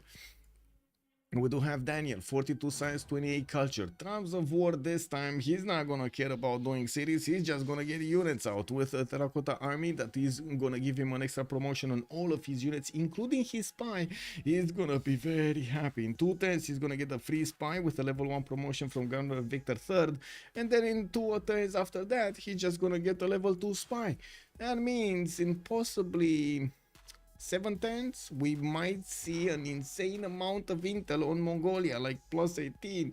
Now, we do have Darius, 47 science, 80 culture, 123 production, getting pushed by Maori. Looks like Maori gave up quite a bit of his fleet strength here. And so he can attack into his neighbor, into Persia, to slow him down. We did have units from France moving from the northwest towards the cities of Persia, Gordian, and Drayahia. Then I do notice he's still putting down industrial zones and getting Colosseum. Oh man, is it just me that is finding this extremely, how to say, courageous? Brave? I guess this is brave. That's a brave man. Well, Hazaggi, 47 science, 36 culture, minus 26 gold a turn. Although he does have normal age, unfortunately, he can't get the free inquiry golden age bonuses. I do notice Kiber is pushing into Hazaggi, and we're probably going to see a few first moves here. So let's check this out. Indonesia moving back his backed up caravel. He doesn't want to lose it to a counter attack. I do see there are a lot of these spearmen just running around here in the water, flapping their feet. How are the spearmen actually staying afloat? Well, I guess boats. Kick. Anyway, we do have dISTORIA with 99 science and 43 culture, 2, 4, 6, 7 cities with new commercials coming in. He's getting some gold for his teammates, also 100 production. He's trying to get the terracotta army. That's not gonna happen. Like, unless he has some ninja builders that we're not seeing, that's not gonna happen. And I do notice he would have had an interesting Temenaki city in Toulouse, but yeah, not gonna happen this game. Okay, do we have the attack happening? Not right now. We got a few moves here though. Slowly, I think Kiber is getting ready to attack. Rajendra Kola moving onto the front line. Looks like Hazaggi is not taking any prisoners. Mongolia's units are taken down and pushed back out of his borders. Now, Lege, 43 Whoa. 43 science, Cree with 31 culture, 99 production versus Daniel's 84. We do have him getting to push back the units of Mongolia, while Mongolia is getting his crossbows and these K-shakes. It took quite a bit of time for him to get these units out, and now, since he of course needed to split his attention between Kupe and Cree, will need to well, fix this issue somehow. He needs to fix it. We do have Romrom, 126 science and 68 culture on a pen brush and voice golden age, 2468 series with campus research projects coming around. Looks like we got Ibn Khaldun, the funny scientist, coming soon, and I do notice Newton didn't get picked up, so probably one of the next ones is gonna be Newton. Nobody's making engineer points this game. Wow, turn 57, not a single player has those down. Well, we do have Indonesia starting to actually wrap around, give the hug, the special hug, the special Indonesian hug to Hazaggi. We do have Kiber starting to get in to destroy these Maori units. I do want to point out how he's pushing. You see his caravels are not actually attacking to the Maori units, or at least not yet. He wants to do the initial attack with the Jongs, put them down low enough so they don't do counterattack, full counterattack damage against his caravels. Whenever you're gonna see these banged up caravels, they are gonna lack health. You can see already this one, it's a -3. So basically 3 points of combat strength just poof, you know, taken out. These Jongs are gonna be quite dangerous. Anyone remember old Civ game where you needed the transport ship to move land units? Yes, I do remember. Yes. Isn't that in Hoi also? Isn't that in how to say Hearts of Iron? That's how you move units. You actually need to get transport ships going, and you don't have enough, you can't move units. Wait, shots fired. Battle cruiser challenging the Beasley. You've never seen, you've never seen middle student? Oh, okay. Wow. I mean, yeah. I love the old school Daniel versus Lege battle. Yes. Okay, so level 2 Keshex and Terracotta Army did get finished. Spy is moving into the cities of Cree here, and I do see he's also getting that Terracotta Army. I don't see an extra intel on opponent's movements. We do have the Mongol horde, the Keshex extra bonuses, and that's about it. While Daniel with 4189, printing is gonna come out in 2 turns. I do see Lege is gonna get printing next turn, so okay, he's not gonna get any extra printing bonuses against his opponent here. Okay, that's still a possible +6 or +12 depending on how much counter that's gonna happen then. Okay, major counter attack. Maori is gonna move in his units. I do again want to point out how Indonesia wants to clean this up. You see how nicely he's getting this line moving so he doesn't expose too many of his bows to counter attacks. Hazaggi is just looking, watching, can't really react to this. Gat Anthony, also hello there sir and welcome. He's actually escaping through Darius. You see? So he's gonna get this Anashan city, right? Okay. We do have a French spy over here. I do see Hamatana is also on the chopping block next, and Passagarde did get pillaged quite a bit. The first frigate is out there, and he will probably take this city. There is a courser coming in through. I guess we're gonna need to see. Oh, that actually moved out of Anashan. Okay, there we go. I think Hazaggi's fleet is just dead. Like right now, that fleet is dead. We're probably gonna see a lot of first moves, or at least that's how I imagine it. Kiber will probably want to do the first move, so he doesn't let Hazaggi move all of his caravels back. There are a lot of them that are just too shot to those Jongs. So one goes down. Let's see. Another one moves in. He got a promotion. We got counter moves here. Hazaggi is gonna clump up his units, try to get as much support. There's not enough. Look at the damage. It's just over here. It looks like it's over for the Maori fleet. I mean, Maori's fleet is getting cleaned up slowly, systematically by Kiber, one by one. Caravels in front with Jongs in the back, and of course with the cats. The cats are there giving the Jongs so many bonuses, man. Let me rephrase from the players I have watched during OnSpot streams. In my opinion, Lege is the best. You should watch more. I mean, he's watching a lot, to be honest. And yes, Lege is a very good player. But I do have to agree, there are a lot of other very, very good players also. And that's why I mentioned Tordred. I can't wait to see him in the games. I honestly can't wait to see him in the games. Like, he was doing all of these out of the box strategies back before, and managing to make them work exactly how they should. He was the one that I think was the abuser of Nazca lines. Yes, you would laugh, but ask him if he has any screenshots from back then with Nazca lines. Yeah, Anashan is free diplo for Persia, or well, I guess so. We do have that city rebelling in 3 turns, and I guess this is the moment that Hazaggi needs to spend a lot of gold, and I do see them giving him 388 points of gold. Where is he even gonna go with the settler from here? He needs to get it into the water, into Antarctic Ocean, and keep moving until he hits the French borders, right?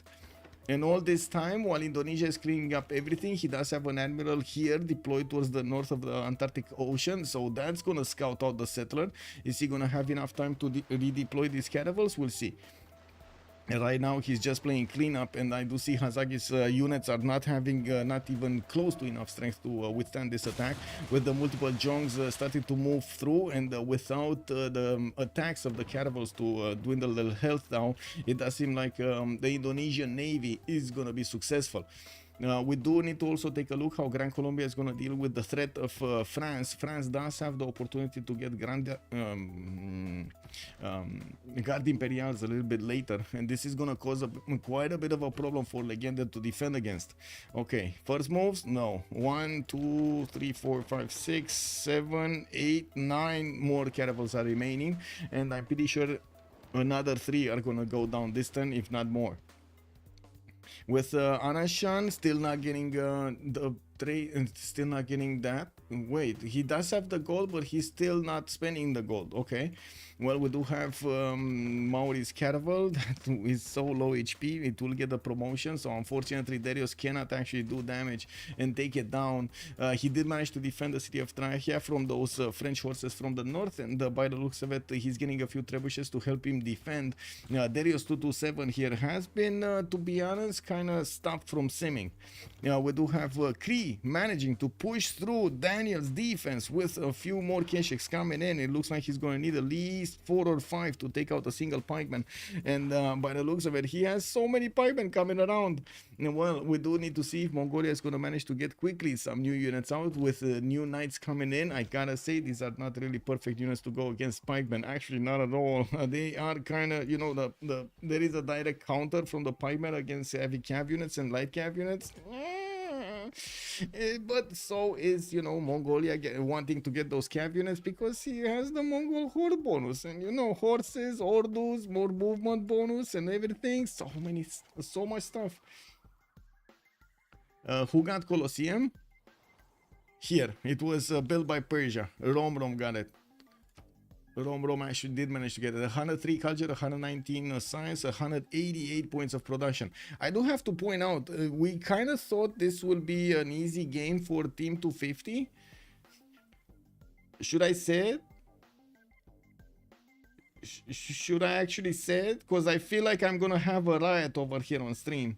If I say it, I think I'm gonna have a lot of no happening on the stream. They made it through. Which Persia is stronger? Well, at the moment, it looks like Romrom with Nader Shah. Okay, we do have Hazaggi trying to reposition to attack Gordian. Looks like his trebuchet, the trebuchet of Darius might actually take out that frigate, which is going to be very important if he nails that first move. And Kiber is going to take Kayapoi. He's going to chew through these cities quite quickly of Hazaggi. No settler in the south for him to go for. And it looks like Hazaggi did shift enter his frigate out of the harm's way, so the trebuchet is not going to get the move. Corsair moves in for a little bit more strength, and as you can see, well, it's going to take a bit for those walls to go down. And look at that, Darius is actually gonna survive a little longer.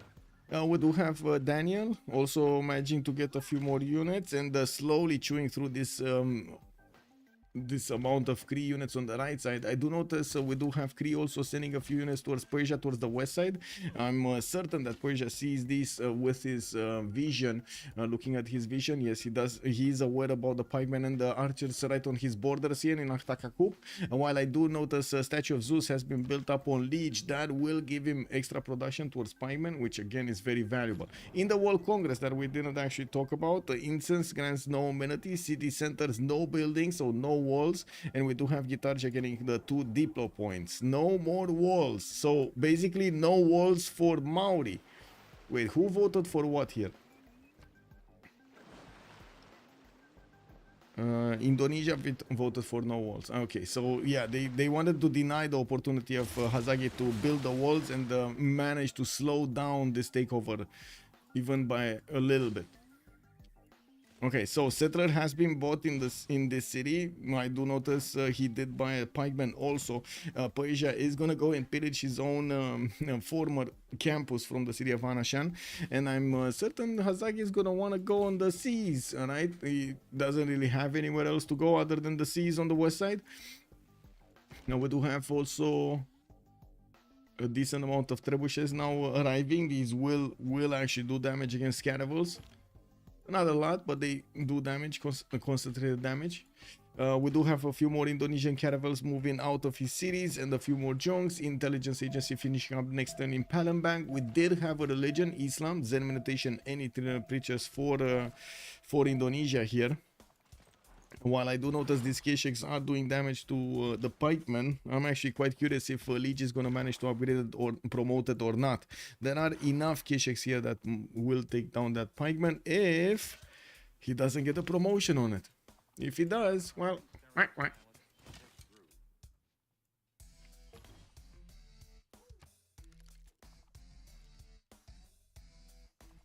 if Kupe doesn't raise, Persia can do a big brain move to pillage his own campus. And look at that, he's doing it. Yes, Blackwind, he's actually doing it, Blackwind. Good evening, sir. Good beliefs for Indo. Yeah, no one has a religion from the start. No, Indonesia did get it for the Golden Age and a few bonuses there. I do see Maori did put a frigate in next to his capital city, although that's not gonna help. We're gonna see the attacks of Indonesia, and these last caravels are just gonna die. Can he take this in one shot? No. Is there another junk? Don't think so. Yeah, no. Okay, he's just okay, there we go. He just opened that one and he's gonna take out this other one. It's fine. And boom. Only 4 more units remaining.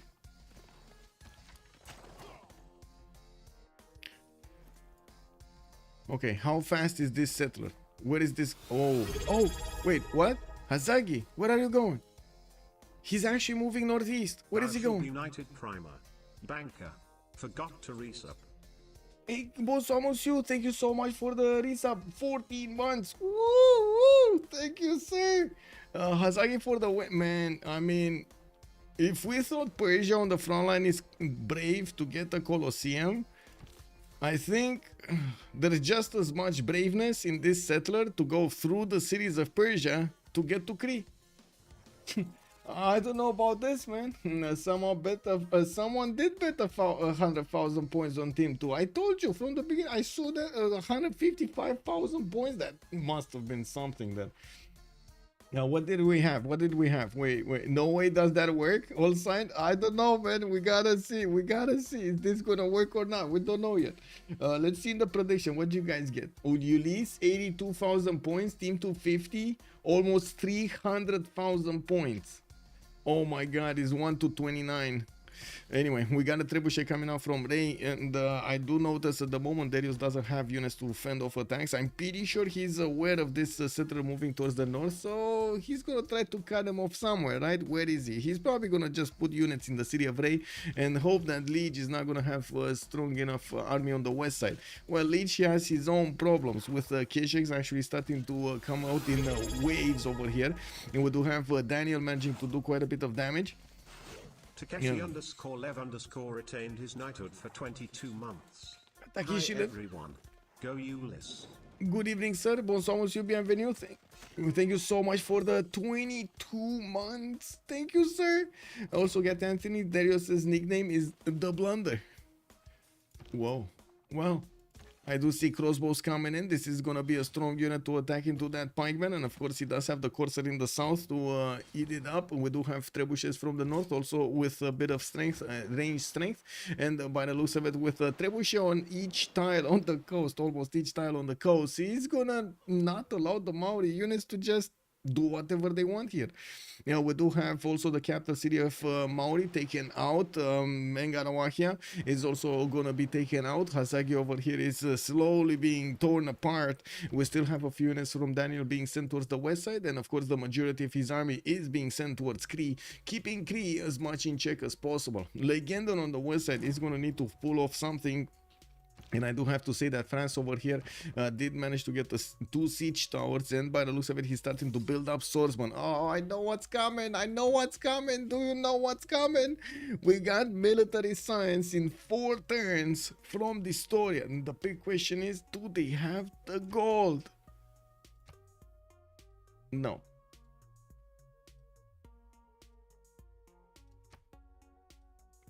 They might get it though. That's 180 gold a turn. That's not bad. That's actually not bad. in total. We got some more size, some more banks coming in here from Romrom. It looks like he's gonna get that goal going. We do have a level 2 spy also in the series of Cree from Mongolia, giving him that extra intel on opponent's movements. You can see these knights right now are actually quite strong. +6 intel on opponent's movements, +3 from the Mongol horde. We do have the crossbows also quite powerful to attack into the pikemen. And the Kishiks are just starting to walk through. These spearmen won't have a chance. They're all good players, but Inland Sea is kind of bad.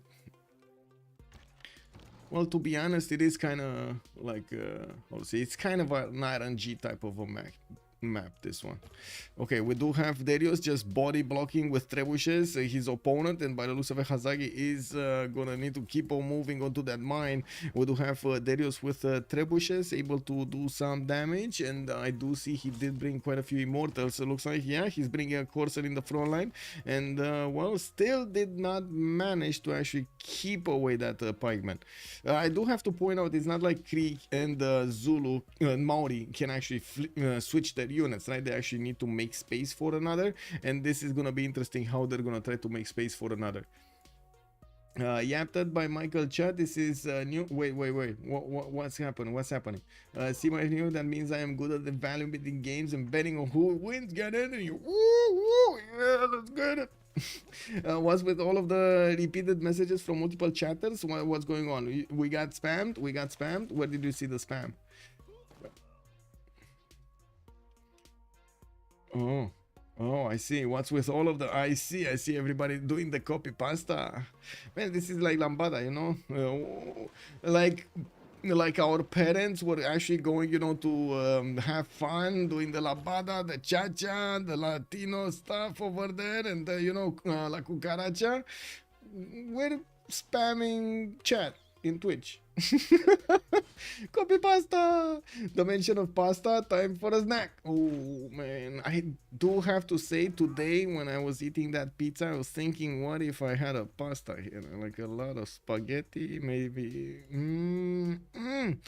But then I said, man, no, pizza is the way. Okay, next city, Ngarawahia is going to be taken out. Hazaggi is going to lose this, I'm pretty sure. Next turn, I don't see enough movement on these junks to do it right now. They did attack into Wanganui, where of course there is a horse that needs to go in there and finish the job. There is an archer here that is kind of weak, and by the looks of it, the units of Mongolia are not actually next to Ngarawahia or Wanganui. They are inside of the borders to the southeast, but fended off by pikemen, so that's not really happening. And we do have Hazaggi needing to move to the east side. I think he's kind of in limbo here. Yeah, what do Romanians put on pizza? I guess normal stuff. We do get like, how to say, a lot of mozzarella, the tomato sauce, well, basically in the middle over there. And then I kind of like it, like extremely... Like, I like margherita, the normal one, and I'm pretty sure it's pretty good to have the ham on it, but that's it. And also, I do have to mention, I like different pizzas, different styles of pizzas, depending on the restaurant I go. So, for example, you guys know Pizza Hut, right? I like one from them, which is not being made anymore, by the way. There was one that was in like the 2000s, and they kept on the recipe... how to say, everybody knew the recipe, but they're not making it anymore, so I'm not going to Pizza Hut anymore. It is what it is. And on the other ones, I just get normal stuff, I guess. Normal stuff. What is the can we get the trebuchet count on Darius? Yes, sir. We got 1, 2, 3, 4, 5, 6, 7 of these trebuchets, and it looks like he's actually keeping away Maori from moving forward towards safety. No water. Can we get a pikeman count on whom? On a pikeman count on Cree, on a pikeman count on Maori? What? Cheese pizza is the way to go. Pizza are either shuku plus hot peppers or ham plus mushrooms. Ham plus mushrooms. Yes, that was one of the pizzas are like ham plus mushrooms. I don't remember the name though. Alpha Somets 15 science got punished. Yeah. Pieman count on all saves. Oh my god, come on, let's not do that. Let's not do that, man. I mean, okay, I know how to count, but let's get real. We do have Cree also about to feel the full power of Mongolia. I do notice these K-Shakes are not a joke anymore. We do have the question. Wait, so Daniel told us that K-Shakes are bad, right? So now we find Daniel. We actually catch Daniel in action while he's using K-Shakes to destroy his opponent. Is this a sin? Hazaggi might survive? Where? Kiber open campus Indo. I think you can expect 1046 caravels and clean up by 1051. Is Anishan gonna rebuild? So Hazaggi dies before settling. We do have rebelling next turn. Yes, but I do have to point out Maori over here. We might actually get that city quickly. We do need to see Hazaggi getting this. Oh, come on, Daniel. Come on, Daniel. Click. He got it. And he took down Hazaggi. 4 versus 3 situation. We do have team 250 with the advantage in player count. And we do have also Legenden managing to get more than 100 science. But remember what I told you earlier? What's happening on the western side? Do you guys remember what's happening in the western side? Wait, he also talks a lot. Who talks a lot? As Hazaggi, I talk a lot also. Yes. Ulyss winning Maori is really bad. Thanks waiting room. So who's Kupe's allies? Who lost the military alliance? I like that question. Let me actually. But come on, guys. I was talking about this. I was talking about this. dISTORIA 2, 4, 5, 6, 7 of these Guardian Imperials, 9, 10. Oh, this is not gonna be enough. This is not enough, is it?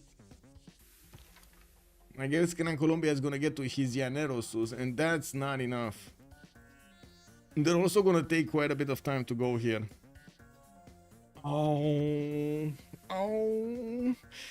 okay.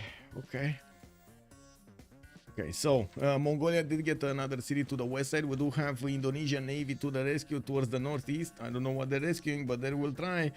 We do have him also able to battleship Toulouse and Paris. And I do notice that Temenaki has actually been built in the city of Toulouse. Very nice, very nice. Looks like we do have Indonesia also finishing up new harbors and getting his theater squares going. Also sending more settlers. Hazaggi just disconnected from the game. He was taken out entirely. All of his cities got taken out. 2.5 above. Yeah. Unit too slow. They're literally backed into a corner now, hoping Nader Shah comes out and makes a hero play. Yeah, France probably can't win with that with those little units. Yeah, with those few units over here. I mean, as much as I love the Guard Imperials, you kind of still need numbers for them, right? You kind of still need numbers. Well, I do have to point out something. Now their economy looks much better, because Hazaggi was eating up like, what, 30 gold a turn or something? Now they're not gonna need to pay that. I remember Strokesy on Rome on this map, 1 versus 9. Yeah, I don't remember now. Does dISTORIA scared about attack with battleships? I don't see him getting scared, not right now. But I do want to see who did lose the military alliance. I'm pretty sure it's Nader Shah. I'm pretty sure it's Persia. No, it's not. Oh my god, Lege lost the military alliance.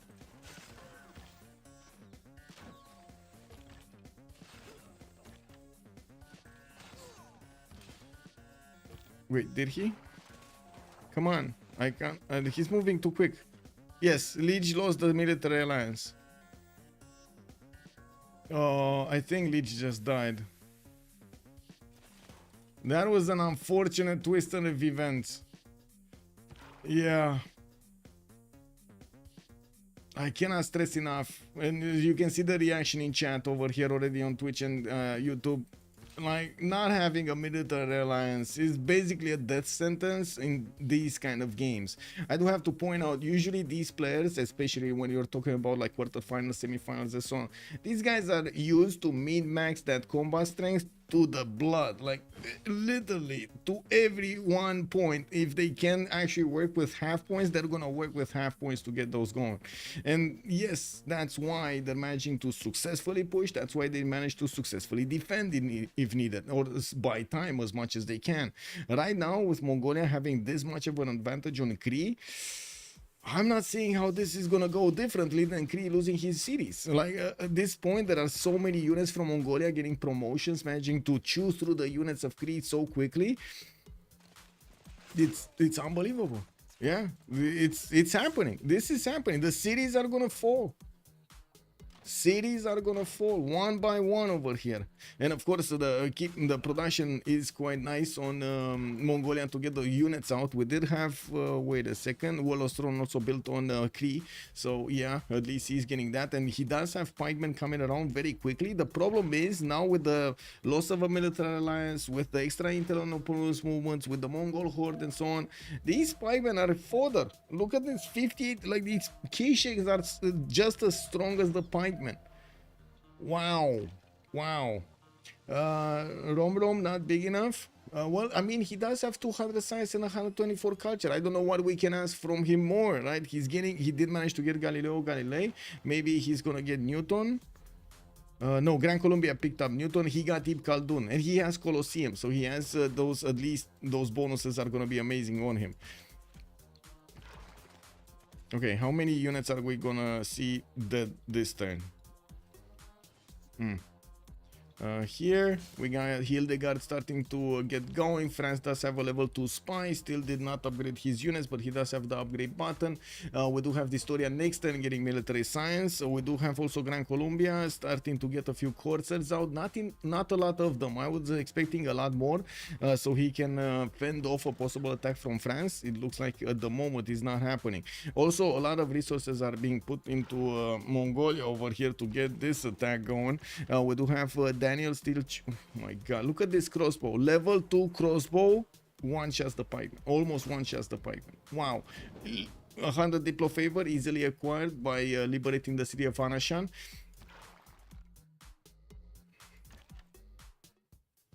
Darius didn't get Colosseum. No, he did not. He didn't even chop for it, but he did not. Persia was somehow faster. Well, we know why.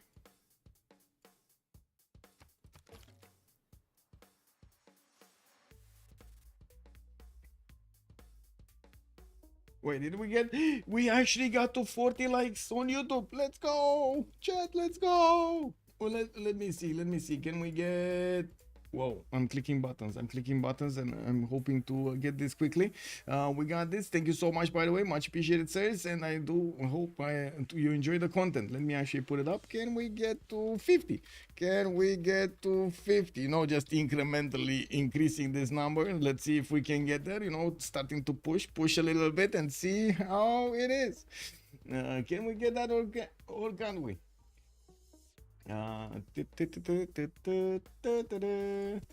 Whoa. Tough.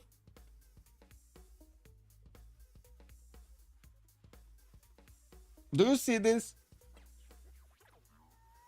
Wait. Where is it? Oh my god. Wow. He ran off. Oh my god, man. WTF. Cat, Tatina, where are you? Cat, man, I'm doing my job right now. Cat, where are you? Come do your job. Oh my god, man. Athena. Wow. That was a praying mantis, I believe. Oops. Jumped away on camera. Yeah. Gunpowder in 2. Wait, dISTORIA didn't get his gunpowder.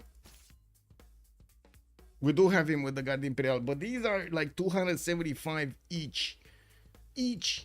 Where are they getting the gold? They have gold for maybe like 2 of them, but I'm pretty sure the France is gonna put a half coast card, right? So at least he's gonna get a few more. Yeah, he does have. Wait, he does have the half coast card, and there we go. There are 135. So he has like 3 or 4 of them to upgrade.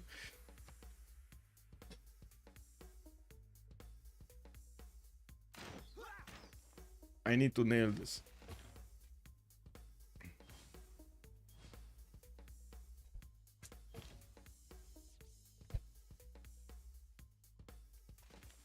I'm sorry, I just... Yeah, no. What is... Yeah. There we go. Why is it a 4 versus 3? Baradeus, good evening, sir. We did have one player taken away. Kupe did die earlier to both Indonesia and Mongolia, and now the Indonesian fleet is roaming around the seas freely. We do have also Mongolia keeping on the attacks against Cree. Looks like Cree is buckling and he might actually lose a city here. He doesn't have time to get his... He can't get walls, by the way. I do have to mention this. He can't get walls. And I think we did have the Urban Development Treaty. That was, yeah, just getting in there. They're cool. They take care of other bugs. Yeah. Not when they're jumping into your face, you know. They're cool until they jump into your face. Mongolian knight took knight damage from the crossbow. Yeah, barely anything, right? Yeah, barely anything. Look at that, 48 against the 66 knight. We do even have Persian units going on the offense here. Thou shall be knighted primer. R8BWP. Good evening from the UK. Good evening, sir. Hello there, R8B. Good evening, sir. Thank you so much for the prime for the 2 months. Much appreciated. Hazaggi Kupe was taken out. Yeah. Okay, so I'm pretty sure Mongolia over here just has the upper hand in this kind of land. Do we have upgrades? Yes, we do have upgrades. Guard Imperials definitely take out the horses quickly. Let's actually see against the Guard Imperials, the Llaneros, when those come out. I'm pretty sure Legenden was close to them. Military Science coming out next time. Nationalism also in 7. Doesn't have a lot of units. That's the major problem.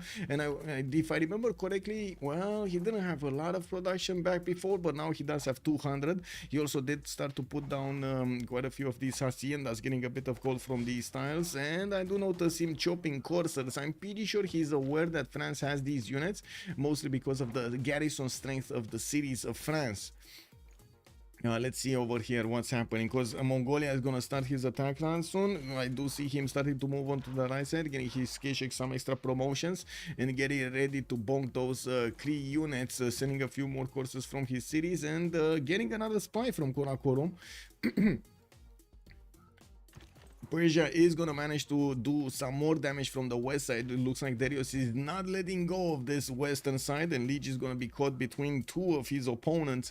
That would mean it might be a 2 versus 4 situation later on, especially with dISTORIA on 130 science, Romrom in a corner 217. Well, we might actually see Persia get out of this, maybe do enough damage against Darius later on, even though I guess we're gonna need to wait and see. Romrom is gonna keep his science. He's in a Pembrush and Voice Golden Age, and you can imagine having 217 science and 134 culture at this point in time. It's pretty big. We do have Legenden only on 135. He's half this. We do need Indonesia to start simming up, and I do see universities coming out from his cities. We do have Indonesia also getting his lighthouses out for more traders. Now he's getting all of his lighthouses. That took a while. He did inherit the cities of Kupe, and of course did manage to get quite a few campuses repaired over here. He's gonna put down a few more and also build the libraries in them to have the slots for the books. Well, you know, actual books. We do have Cree with musketmen, still not gonna help. Like, these musketmen are actually useless. They're more useless than the pikemen. Won't Romrom lose diplomacy after that? Okay. It's like watching a ship sink slowly. France won't be able to do any... Yeah, but wait a second. There is some value in watching that ship go down slowly. I don't know, DBSB. Have you actually watched ships sinking, like moving aside all of the, you know, bad things happening? Like, imagine a ship just not actually having any people on it. It's just slowly sinking. That's actually quite interesting to see, you know, how it moves, where it goes first, if it breaks anywhere, you know, like, that's quite an interesting experiment. Yeah, have you seen the Titanic? Well, I mean, yeah, and then we saw the sub blew up. What happened with that sub? Space not before deploy, especially with no democratic traders. Oh, yeah, no diplomacy claim. Yeah, Lege needs spike and shots. Musket not as good. Yes.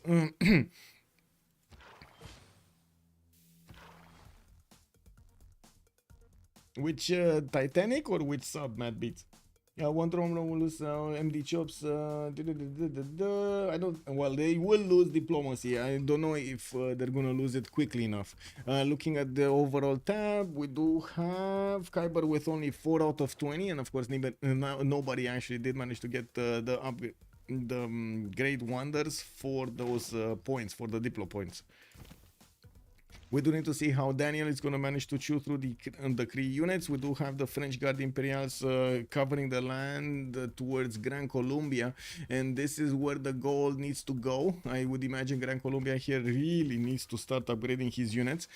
He doesn't have his unit out now, not the Llaneros upgrade. He doesn't have it. He wants to build a few more courses from his cities before he's going to get those going to upgrade in the northeast. And while France did start to move his horses in front of these Guard Imperials, you can see he's taking out the scouts of Gran Colombia, not allowing him to have vision over what's going on.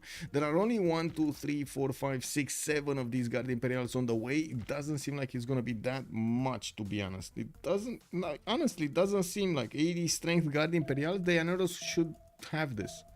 They should really have this.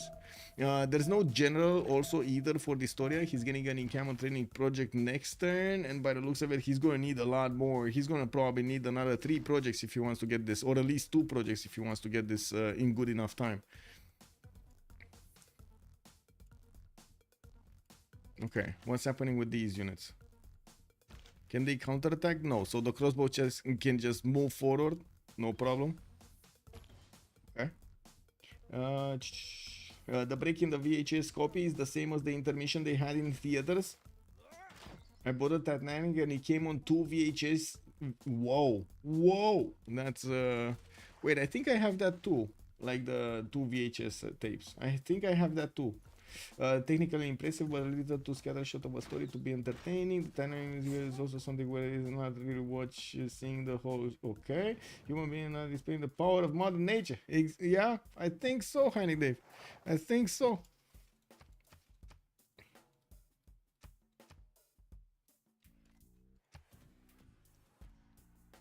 And human beings pushing buttons they shouldn't be pushing. I mean, I guess that's just human nature, huh? Isn't it? Trying to push to the limits and see what breaks. Indo converted in any cities into his religion? No. He actually did get his religion in Palembang. That is not a Moksha city, so he doesn't have any passive spread, or not as much passive spread as he would have had with Moksha. And by the looks of it, well, yeah, none of the other cities, not even the new ones, did get that religion. Well, on the right side, it does look like Lege is keeping up with his pikeman production. We do need Darius to move in.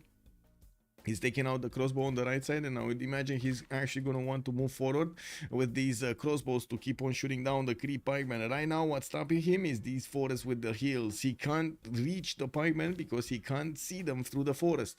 We do have also quite a few units being deployed towards the northeast from Darius. It looks like right now Persia might actually get a taste of what Mongolia did to Cree. We do have Darius with quite a few units going to Shah Kumis. And the thing is here, if they do start slowing down over here, Romrom, that's gonna be worse and worse for Team Ulyss. On the left side, we do need to see if dISTORIA is gonna manage to punch through the Corsair line, and of course this line of defense. We do have Amina as a great general being recruited in the city of Lyon. Looks like they did manage to get it, which is going to be very important to have that extra +5 on these Guard Imperials to manage to actually punch through the Gran Colombian defense. What was Indo? Zen meditation and itinerant preachers. That was kind of a waste of a second belief. He just believes in leaving them independent. Okay. So the religion was basically for Erascor? Yes. Yeah. Yeah. Odd flex. Yeah. Is there oligarchy legacy on France?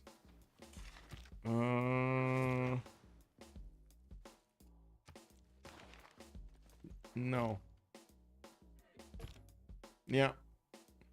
I honestly don't think dISTORIA was planning on attacking with Guard Imperials, but since Hazaggi died, this is kind of their only plan. Yeah. And that's a problem. Looking at the goal pattern, it definitely feels like at the moment Team 250 is coming back and getting stronger at 80, 87 and 160 with Daniel still keeping up with 4. We do have a few more units being sent towards the north, and yes, he kept on trading them with the units of Cree for quite some time. Finally, he's starting to move also his units there so he can start chopping and shooting with more units from behind. Darius here has quite a few crossbows that are just waiting for those trees to go down. Why not scripture? That's a good question. What do you think of best governor option in beta? If you tried anything, sure. Okay.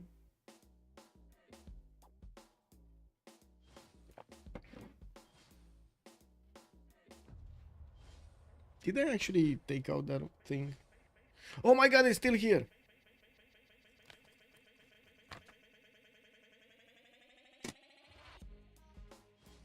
Okay. Not here anymore.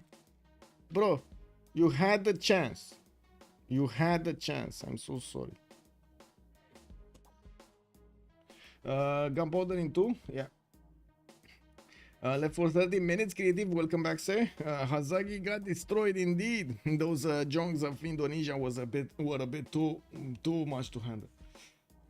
What? You didn't see anything? Classic Indo problem, more food than production. Yeah, those choices feel like Kiber went, not going to be using this for anything. I'll just click random options that nobody likes. Yeah, the clap.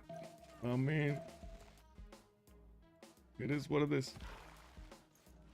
Oh, counterattacks. Cree is going on and might actually take out the level 2 Keshik. This is dangerous. Oh, he needs to get it out of there. Daniel needs to move first. Well, I do see on the west side that we're probably going to have Darius chop with that builder and release the crossbow arrows across the land. We do have the Llaneros also getting upgraded in Colombia's territory. Now, these guys are actually going to get to defend the Guard Imperials. I do have to point out, these guys on the front line, right now, they don't have the general bonus. And it looks like with the general bonus and the +6 intel on opponent's movements, Gran Colombia is in a bit of a pickle. Can he get the level 2 spy? Can he get a level 2 spy? No, he has a listening post in the lands of France, and by the looks of it, well, that level 2 spy of France in his series are giving France so much of an advantage. Yeah, there we go. We got Quill with the level 2 spy. We do have also Legenden, not that far away from getting his own nationalism, so is dISTORIA, but I do have to say Legenden does definitely have the bigger stick here with more units. He does need to defend in the city centers as much as possible and stay away from actually making a defense in marsh tiles. This Llanero right here is just fodder. I know what he wanted to do, right? He wanted to build a line of defense between Jambi and that mountain so they can actually keep away these Guard Imperials, but that is just such a weak Llanero. dISTORIA doesn't have enough units to core up. No, he does not. Can he get to cores? He will probably get to cores. Honda Spaceship also saying, no, it's probably standard. Amenities are too more important and he didn't build holy sites, so it's only spreading passively. Yes, just leave it there under a piece of paper. Yeah, RAB knows the way. Yeah, pretty sure this guy would have been meet someone. Yeah, I guess that's what it is.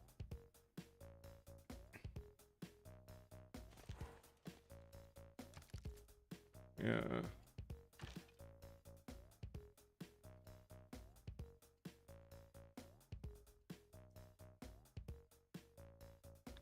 I can't believe he jumped in my face. I can't believe. Ben, good evening, sir, and welcome. A night jog, nice. I'm getting that energy pumping through, the blood pumping. Romrom is almost at labs. Yeah, we do have him economics next, and I do see Romrom is going to need to get a few more units, switching production towards muskets and a few times. He is getting under attack. Looks like Persia is sending quite a few trebuchets there and a few coursers on the way. I'm pretty sure he's going to upgrade cabs. They do have the gold. Not really, actually, they don't really have that much gold. Looking at what's going on here, looks like Mongolia is starting to get through and get into the mine line. Now, we do have one of the coursers being taken out, but too late. Persia is through the west side, and it looks like Lege will have a second problem, a second front to take care of. And without that choke point, this is gonna be terrible. And we do need to see if Daniel is gonna manage to get through the Legion pikemen, which are coming in every other turn from his cities. With pike shots also starting to come out of the lands of Cree, looks like it doesn't matter. They're still dying. We do have him making these quite quickly with the Statue of Zeus bonuses, and yes, we're going to need to see if the crossbows are going to be strong enough to keep chewing through this land here. We do need to see also what Indonesia is going to do with his units. Looks like he's going to annoy France as much as he can. There are a few units that could just get into France's territory and start pillaging if they want to. These junks do have the escorts next to them. Yeah. Did Ulyss fix that military alliance? Let's see. So still a military alliance here. Still a military alliance here. I would say the answer is no. They did not. They did not fix.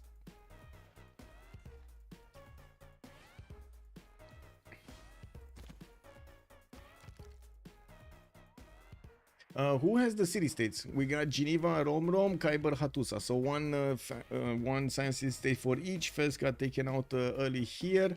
And I do see still there are a few horses from France deployed there. Darius is keeping Bandar Brunei. Mogadishu is being kept by Lege. We do have Daniel on Preslav, Darius on Brussels. Okay, Legenden is on Antananarivo. Actually, this city center over here is from Team 250.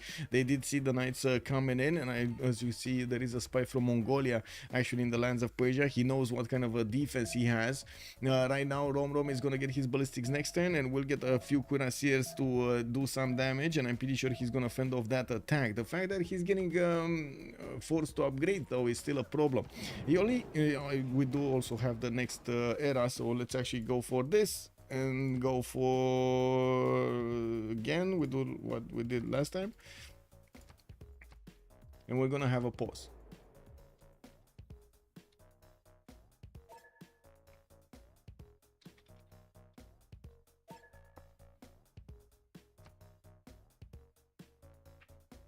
Okay, so we're gonna have a pause of 2 minutes.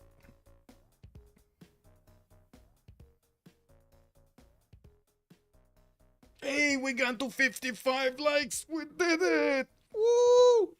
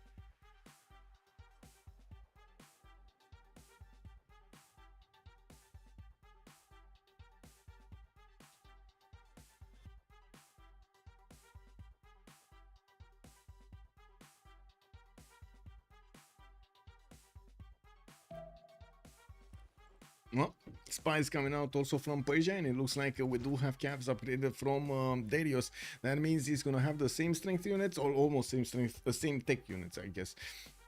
of Persia with his ballistics a little bit earlier, but it shouldn't make a difference. We do have a few more universities coming in. I do have to point out the only one with a lot of big signs is Romrom right now. We do have Legenden on 160, Darius 120, and Kiber is 170. While Lege next to Romrom is doing his very best to stop Mongolia from pushing through. Looks like we do need to see Mongolia getting some stronger units going, and with only 55 signs, it's taking him a very long time, but he did manage to get to calves. That will be a stronger unit that will be strong enough to actually go through the parking shot line. And we're gonna need to see also Persia starting to keep on moving forward from Aktakakup. Persia is getting cartography next turn. Okay. And I do see he's getting spied on by also Cree. On the western side, do we have any movement? Hey, we got a breach. One guard Imperial. Whoa. That's a lot of damage. That is a lot of damage. That is dISTORIA in a Dark Age. Yeah, that is dISTORIA in a Dark Age with Guard Imperials, +6 intel on opponent's movements, +5 military, +5 combat strength from the same continent, the general oligarchy. Oh my god. Wait, he actually switched back in oligarchy? He actually switched back in oligarchy. Well, he never was in oligarchy, so he switched into oligarchy from monarchy. Now this is a strong unit. This is one we see usually on the Guard Imperial.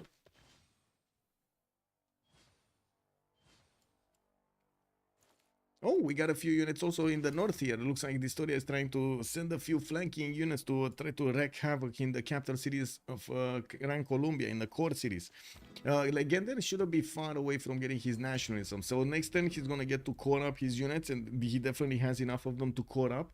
We do need to see if those cored up units will actually be able to withstand this attack.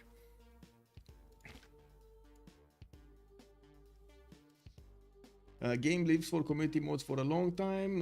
Varex is just I don't think they're ignoring multiplayer. I don't think they want to develop it as in Civ6 because it just requires basically changing the whole game. That's a lot of work, money, time, resources spent, and so on. And at the same time, I'm pretty sure they're watching what's going on with the multiplayer community. They're watching the environment that it's right now evolving, and it's constantly evolving in the gaming scene. And I don't think they're just they are not taking this into account. I really don't think so. They have been proven time and time again that they are thinking through a lot of their options. Not like our government. Looking at what's going on here, we got Mongolia actually starting to upgrade his cabs, and he does have a serious amount of them. We're going to need to see if he's actually going to get to Bong cities here. It looks like right now, of course, with the World Congress changed, it can actually build walls. Production is +50. We got marbles, no amenities. Looks like Itarja is also going to get a 2 diplo point advantage. Well, that means they did manage to get him to 9 out of 20. So Statue of Liberty can be built. By the time actually Nader Shah gets to him, he might... I'm pretty sure Indonesia is just gonna get... Wait, he can't get... he needs to get a holy site from Palembang, and he doesn't have a forest. No! Where Mahabodhi? Mahabodhi. No Mahabodhi over here. Luki has joined the round table. Luki, thank you so much for the follow, sir, and welcome. So the hope is Civ7 will be more multiplayer help friendly. Exactly, MD Chops. There you go. I mean, right? We need it, and I do have to point out, usually you kind of need to prove the usefulness of a thing before you start doing the thing. So, you know, we kind of proved the usefulness of competitive, or we're constantly proving the usefulness of a competitive multiplayer community, and I believe that will stick. That will be quite important, right? You have no faith. I mean, that's different, right? It's 5axis and 2K. Okay. I don't think 2K is that bad as people like to think. I've seen multiple opinions, and I don't think they're that... Anyway, it is what it is. I guess maybe you guys know more information than me. I have seen some stuff, but not nearly as, how to say, um, not nearly as bad as I've seen at on other studios that did manage to thrive. So I don't know. He needs holy site, shrine, and temple. Yes, that's gonna be a long time until he actually gets Mahabodhi, and he needs to place the holy site next to a forest. So again, a bit of an issue there. He needs to get one, and also in the city that he has a religion. And guess what? He doesn't have a religion, right? So only Palembang. He does only have the religion in Palembang. Maybe it will convert, but maybe this is already 3 converted, so he just needs 1 more population, and that city is gonna be converted. Oh well. Okay, so another Guard Imperial attack. Gran Colombia is losing these Llaneros, and I do notice he did core up a trebuchet. I'm pretty sure he will need to core this up, and by the looks of it, this Llanero is still not strong enough. That is a problem. These Llanero cores are still not strong as you might think. Oh, this one is. Okay. We do have a few crossbows also coming in from the north. The French horses are trying to wrap around. On the right side, we do have Mongolia starting to get into the Cree's right side, and I do see since Cree did get pushed from the west side from Darius, Darius 227 is managing to take out all of these units defending Pashkavashik or Akhtakakoup if they're not in the city centers. With the Mongolian calves trying to wrap around, it looks like he's gonna try to take out Moscow to end. Maybe even keep on going forward if they do manage to get into the Persian line of defense of cities, actually in Pura, Halikarnassus, Tushpa, and Susa. This is gonna be a very sussy move. Yeah, he could just just go around it, because I'm pretty sure he knows about what's going on in Moscow too, and there's not much that Cree can do about it. This is still coming at a sacrifice. He's not going to get to push through the main defense of Cree by the looks of it. And yes, we do have a few more pike shots. But unfortunately, since he did upgrade into pike shots, the production necessary to get these units out is a bit too much. Like 6 turns to get a new unit out. That's going to be a major problem since he's losing at least 1 or 2 pike shots per turn here. We do need to see also what's going on in Gran Colombia's territory. In Indonesia's territory. I want to see the science.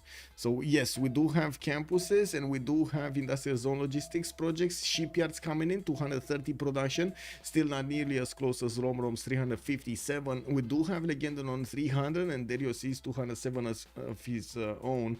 He did retreat from attacking Sharikumes. He stopped Persia from actually doing any kind of harm to that city center, only got a few pillages off.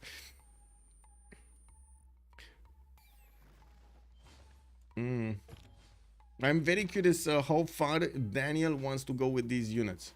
It feels like if he actually wants to go past Moscow towards the cities of Persia, he's still gonna give his opponent enough time to get units out that will probably just nullify his attack.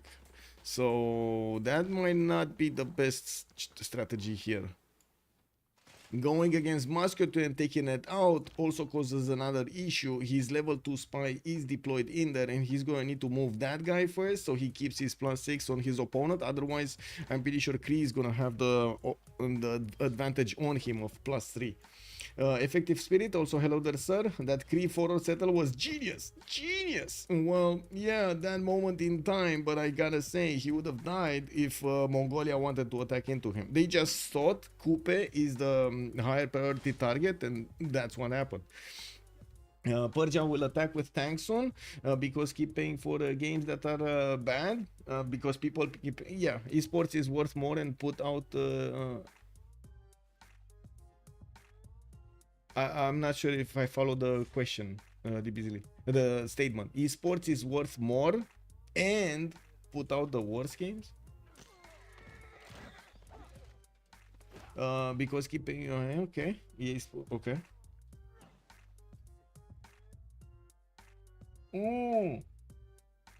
Oh, I see. Take-Two is a $26 billion company. I mean, yeah, it's a business. I mean, come on, let's face it. It's a business. Oh, he was talking EA Sports. I see. The Love Hitman. Good evening, sir, and welcome. Thank you. It is rather sad that the first WE game went all in order to convince WE fans that just because it's not THQ anymore, these are still quality games. THQ was an incredible company also, and then just put out shovelware ever since. Okay, I don't have a comment on that, to be honest, because I mean, okay, that's quite a bit of feedback, and I'm pretty sure if they want to do something, they will. They do have an array of companies, right? So each company basically has its own thing over there, while 2K did as much as possible focus on the sports games, like a lot of them. So, you know, it's just a niche. That's their niche.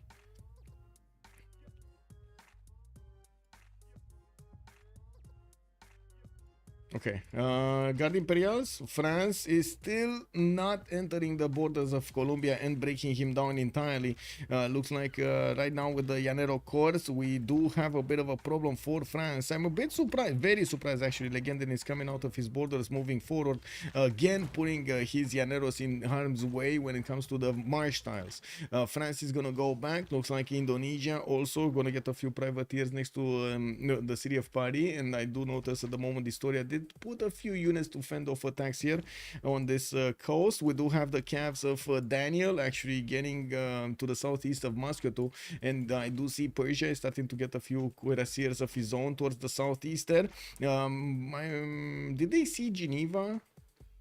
Oh, he saw the units moving because he has the vision of Geneva. That's why he saw the units moving around this city. I don't see the vision though. Anyway, probably team vision or something. We do need to take a look if Mongolia is going to keep chewing. Not really. These spike shows looks like they have managed to stop the attack. If of course we didn't have any more calves being sent on the front line to help these Kesheks do the final damage. He couldn't keep up. Now he's going to get his other calves going, and I do see another spy coming out from Karakorum. That would be his third one if I'm not mistaken. Now I'm pretty sure he had a spy. There we go. It's in Persia's territories, getting some gold. Yeah, I mean, the guy is making some gold, you know. And we do have some spies also in the city of Sparta here. I heard the XB series and PS5 versions of 5 Forever are quality experiences. What are those? The Age of Wonders THQ game is awesome. That's it, right? Age AEW. I don't know what AEW. Give me a second. I don't think it's Age. Is it Age of Wonders? I don't think it's Age of Wonders. AEW. Oh, AEW 5 Forever. This one. Okay. I'm gonna look it up because I don't know it, to be honest. I don't know this one. I knew the other ones. Give me a second. Didn't THQ do? Give me a second. All games. What did I see from them? No, this is THQ Nordic. This is another company. Didn't they do some form of driving simulators, like in the 2000s or something? The blow up destroyer here, no. Red faction. I played the Red faction also. Found it a bit hilarious, but it didn't work properly. No, I don't see the. Unfortunately, I don't see the names, the list of games they put out. Not all of them. Lege will also die soon. Other Persia is attacking. Yeah, we do have camps coming out from Darius, but he's gonna have a bit of time until he gets there. We do need to see if Cree is gonna get to stop these units of Mongolia from getting into Moscow. I would imagine the Cree, the calves of Mongolia might just want to wrap around the city of Moscow and take it out immediately. While I'm pretty sure if they do see the packet shots, they're going to realize they can't actually get to the Persian defense. There is, I guess, you know, a significant chance that they're seeing this happening. Kiber does have a spy in the city of Susa, so I'm pretty sure he's relaying the information to Daniel that, hey, you actually have some defenders there. You might not want to go there. This map has hard borders. Yes, sir. I don't know what to enter here. Good evening, sir, and welcome. Lege will die. Oh, okay, I don't know who is Malm. Malm is the observer. He is very well-known streamer for the French community. Give me a second. I can shout him out so you can actually see. He's streaming right now and he's commenting for the French community. Taking that city will slow them down. There is level 2 spy in that city. Do they discuss? Well, yeah, that's the question, right? Do they discuss? It's not Darius's level 2 spy. It's Mongolia's level 2 spy, but that's kind of their only chance, right? Other than this, he would just need to go towards Miki Sivwachik or start hitting again the city of Piktokhana, Piwin, where we do have a few more packing shots still alive there. Je ne parle pas français. Oh, yeah, it is what it is, sir. Inlet Sea and Tilted Axis have hard borders on default. Can't remember if any other map types do that. They do. Well, Tilted Axis. Actually, wait. You said two of them. There is another one, but I forgot how it's called. Can you show yields? Yes, sir. There we go. So 400 production on Romrom. We got 329 on Legenden, and Legenden is managing to push back France. France has spent a lot of his production on this. Unfortunately, he's not getting out of this. Like, this is probably the end of the road for dISTORIA here. With only 126 science and 52 culture, he's not managing to get higher, and he did put a lot of resources of his empire to attack into Gran Colombia. Could not manage to breach through. With the production capabilities now on Legenden, he's just gonna keep up outsimming dISTORIA next to him. We also do see Indonesia doing the same thing, and I would imagine again, where holy sites here. He's trying to get the Potala Palace in Palembang. We didn't have a Potala Palace arriving anywhere, but oh, I do see infantries coming out from Persia. Well, Romrom is gonna have definitely a strong unit to handle his opponents here. Yeah, we do have Cavs from Mongolia getting into Moscow too, and let's see if Persia is actually gonna walk into that city center to try to stop them. Yeah, this is it. This is the kiss of doom over here on the city of Moscow too. Bam, bam, bam, bam, bam, and that's taken down. Now these Cavs are exposed. We do have the extra intel with the units. No, they still don't have it. Wait, there's another level 2 spy somewhere. What is this lagged? Because I see a +6 intel on opponents on these Cavs against Cree. I'm pretty sure he had the spider. Level 2 spy of Mongolia is on Sharikumis as well, but he just got this. He just got Suken Batar. Okay, this is this is good for him. I guess it resets next turn or something. Why my BBM is not working on continents and islands map? Isn't it CWC map type? It is. Wait, what is it working? What does it say? Give us the logs, Battlecruiser, or give the logs to the BBG people. I'm pretty sure they're gonna look at them. That was Darius' Spy Knight Alliance. There were two on top of each other, Genghis. There were two on top of each other. The initial one was Mongolian spy in there, and then Darius sent one, and it was on top of it. Yeah, why Persia don't help Cree? I think he's thinking of himself over here. He wants to defend. It just spawns like vanilla with 2-0 tiles. Oh, I see. That might be a problem, yeah. Okay, looks like the cities of Cree are going to be taken out quickly. That's going to be a 2 versus 4 situation soon. We do have Team 250 across the board going for ballistics, and I do notice Persia is going to have quite a strong army to tear apart the cities of Cree. We do have Indonesia also getting his science up and also about to hit his 200 mark. We do have him with a lot more production coming in, and also finally getting a holy site from the city of Bima. That city unfortunately grew a bit too fast to get converted. There's still 4 followers here, 3 followers here. He couldn't get to the 4th one, and that's gonna cause a bit of an issue if in Palembang he can't actually get a holy site of his own, but he might, and he does have Filippo Brunelleschi to help him finish the Potala Palace. I'm actually a bit surprised he's getting Filippo to help him with Potala instead of helping him with the Statue of Liberty. Let's see what's going on here. Cavs keep going towards Persia's cities. He does have plus 12 intel on Persia. And I do notice Romrom is getting his refining next turn. He doesn't have steel walls. He's going to need steel and combustion to get there. While the cities of Cree got taken 2 down. And I do see Mongolia is going to help out to take out Mixivwachik, which is going to get walls. Shouldn't be a problem. There are enough K-Sheks and crossbows here able to do the damage. We're going to have level 3, possibly level 4 crossbows from Daniel with plus 12 intel on opponent's movements. Just saying that, my, the hair on my back just, oh my god, it just, okay. All ballistics, all the game. Potala can be stolen and statue cannot. That is true. That is true. Good point, Alpha Somets. Good point.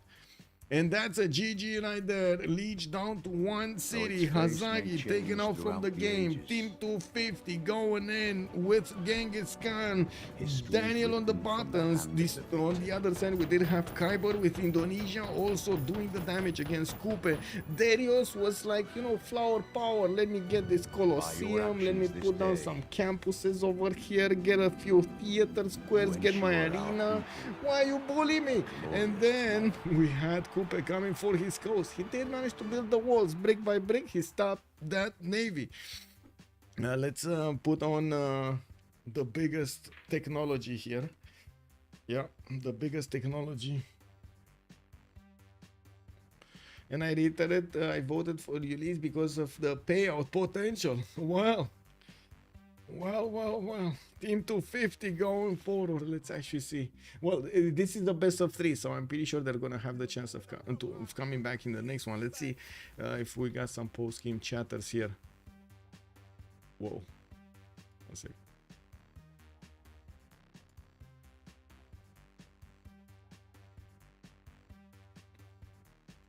I don't know why I'm getting that message. Okay.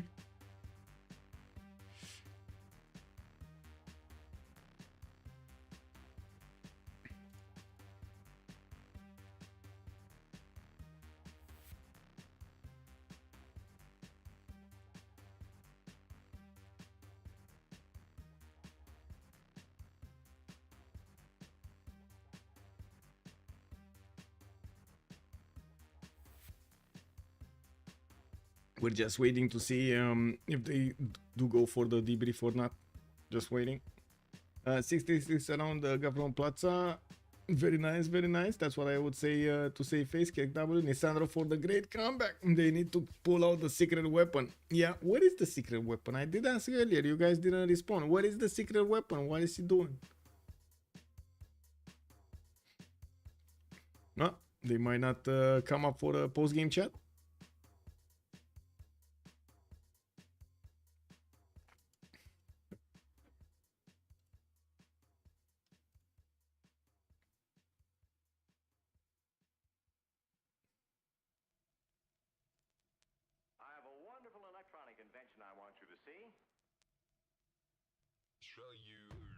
Yeah. Let's finish this. Let's finish. Stream manager. Let's go. Not this. I need to click on. Where is this? This. Choose outcome. Team 250. Man, a lot of points were on the line here, and it looks like it did go through. Team 250 did win this first game on the Inland Sea, going against Team Ulyss. We did have some major work being done by Kiber and Daniel over here. Not to mention, I do have to point out, Legenden managing to fend off attacks over here of these powerful God Imperials did help out their team so much.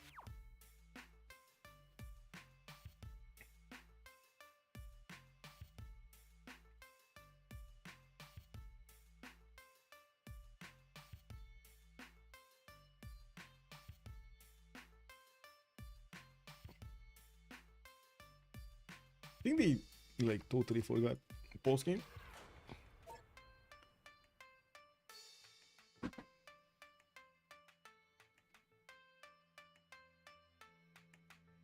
Hello Michael. Hello. Hello. Bonsoir, GG Michael, good game. Yeah, GG Mal. Yeah. Let's go. Did you enjoy the game? I did. I mean, who wouldn't, right? Who wouldn't? I was quite curious from the beginning how they're gonna deal with Mongolia over there. Cree exactly how he's gonna deal with him. Well, Lege did some strategic things to defend Mongolia. Yeah. But in the end, he exploded. I think they should deny terracotta. With no deny of terracotta, it's very hard to defend. True. I think France was building it, or at least trying to, but it was too late. Yeah. Yeah. Also, Kupe getting 2 versus 1. Hazaggi didn't have a chance. He needed to put a unit on every tile. Yeah. Hazaggi's position was unplayable. Hello, GG. Kiber, GG. Hello. Oh, Kiber, you sound really, how to say, sad. What's going on? Tough game, tough game. Ah, tough game. I see. You know, so cleaning up Kupe is not enough. You needed to get GDRs into space. I mean, I'm so red right now. Like, Romrom is so high. What do you mean you so red? You did a naval fight. Yeah, but Of course you are irrel. yeah, GG. but GG. Romrom. GG. GG. The only good thing for me is every 2 turns I'm pillaging Spire the Industrial and all that Civ is doing, preparing. Well, we feel like the map was very hard for Ulyss to play. I don't think Kupe into Indo is a good matchup to them. For whom? For Kupe or for Indo? Kupe. I mean, For Kupe, yeah, he's not. I think if you plan to go naval, you should ban Indo or pick a. And we just didn't play well on his escape. If we escape him, we have a shot, I think, even if we lose. Yes. But Yes, you have. we played badly on his escape, and that's kinda doom for us when he died. Because the Lege lose military, and we have a clock on our head. But if we escape him on cartography by swimming, he can go to disto, and maybe we have a shot. And surprisingly, Lege defend very well without a military alliance. Oh yeah, what So happened there Yeah, with the military alliance? I think when he Daniel died. is 50 years old. And, that's it. I mean, how he cannot push with plus 11? I don't know. I don't really know. We don't know too. Anyway, But well played. But for we lost defending this. anyway. Yeah, I think he did a lot of mistakes, to be honest. I did But some he good won. thing, but Yeah, he won the game. in the Yeah, end. he won. I don't know. yeah, he won. So I do have to say, Daniel actually crossed his heart today. He told us a few weeks ago, K-Shakes are one of the worst units in the game. Very useless. And now we see him using K-Shakes.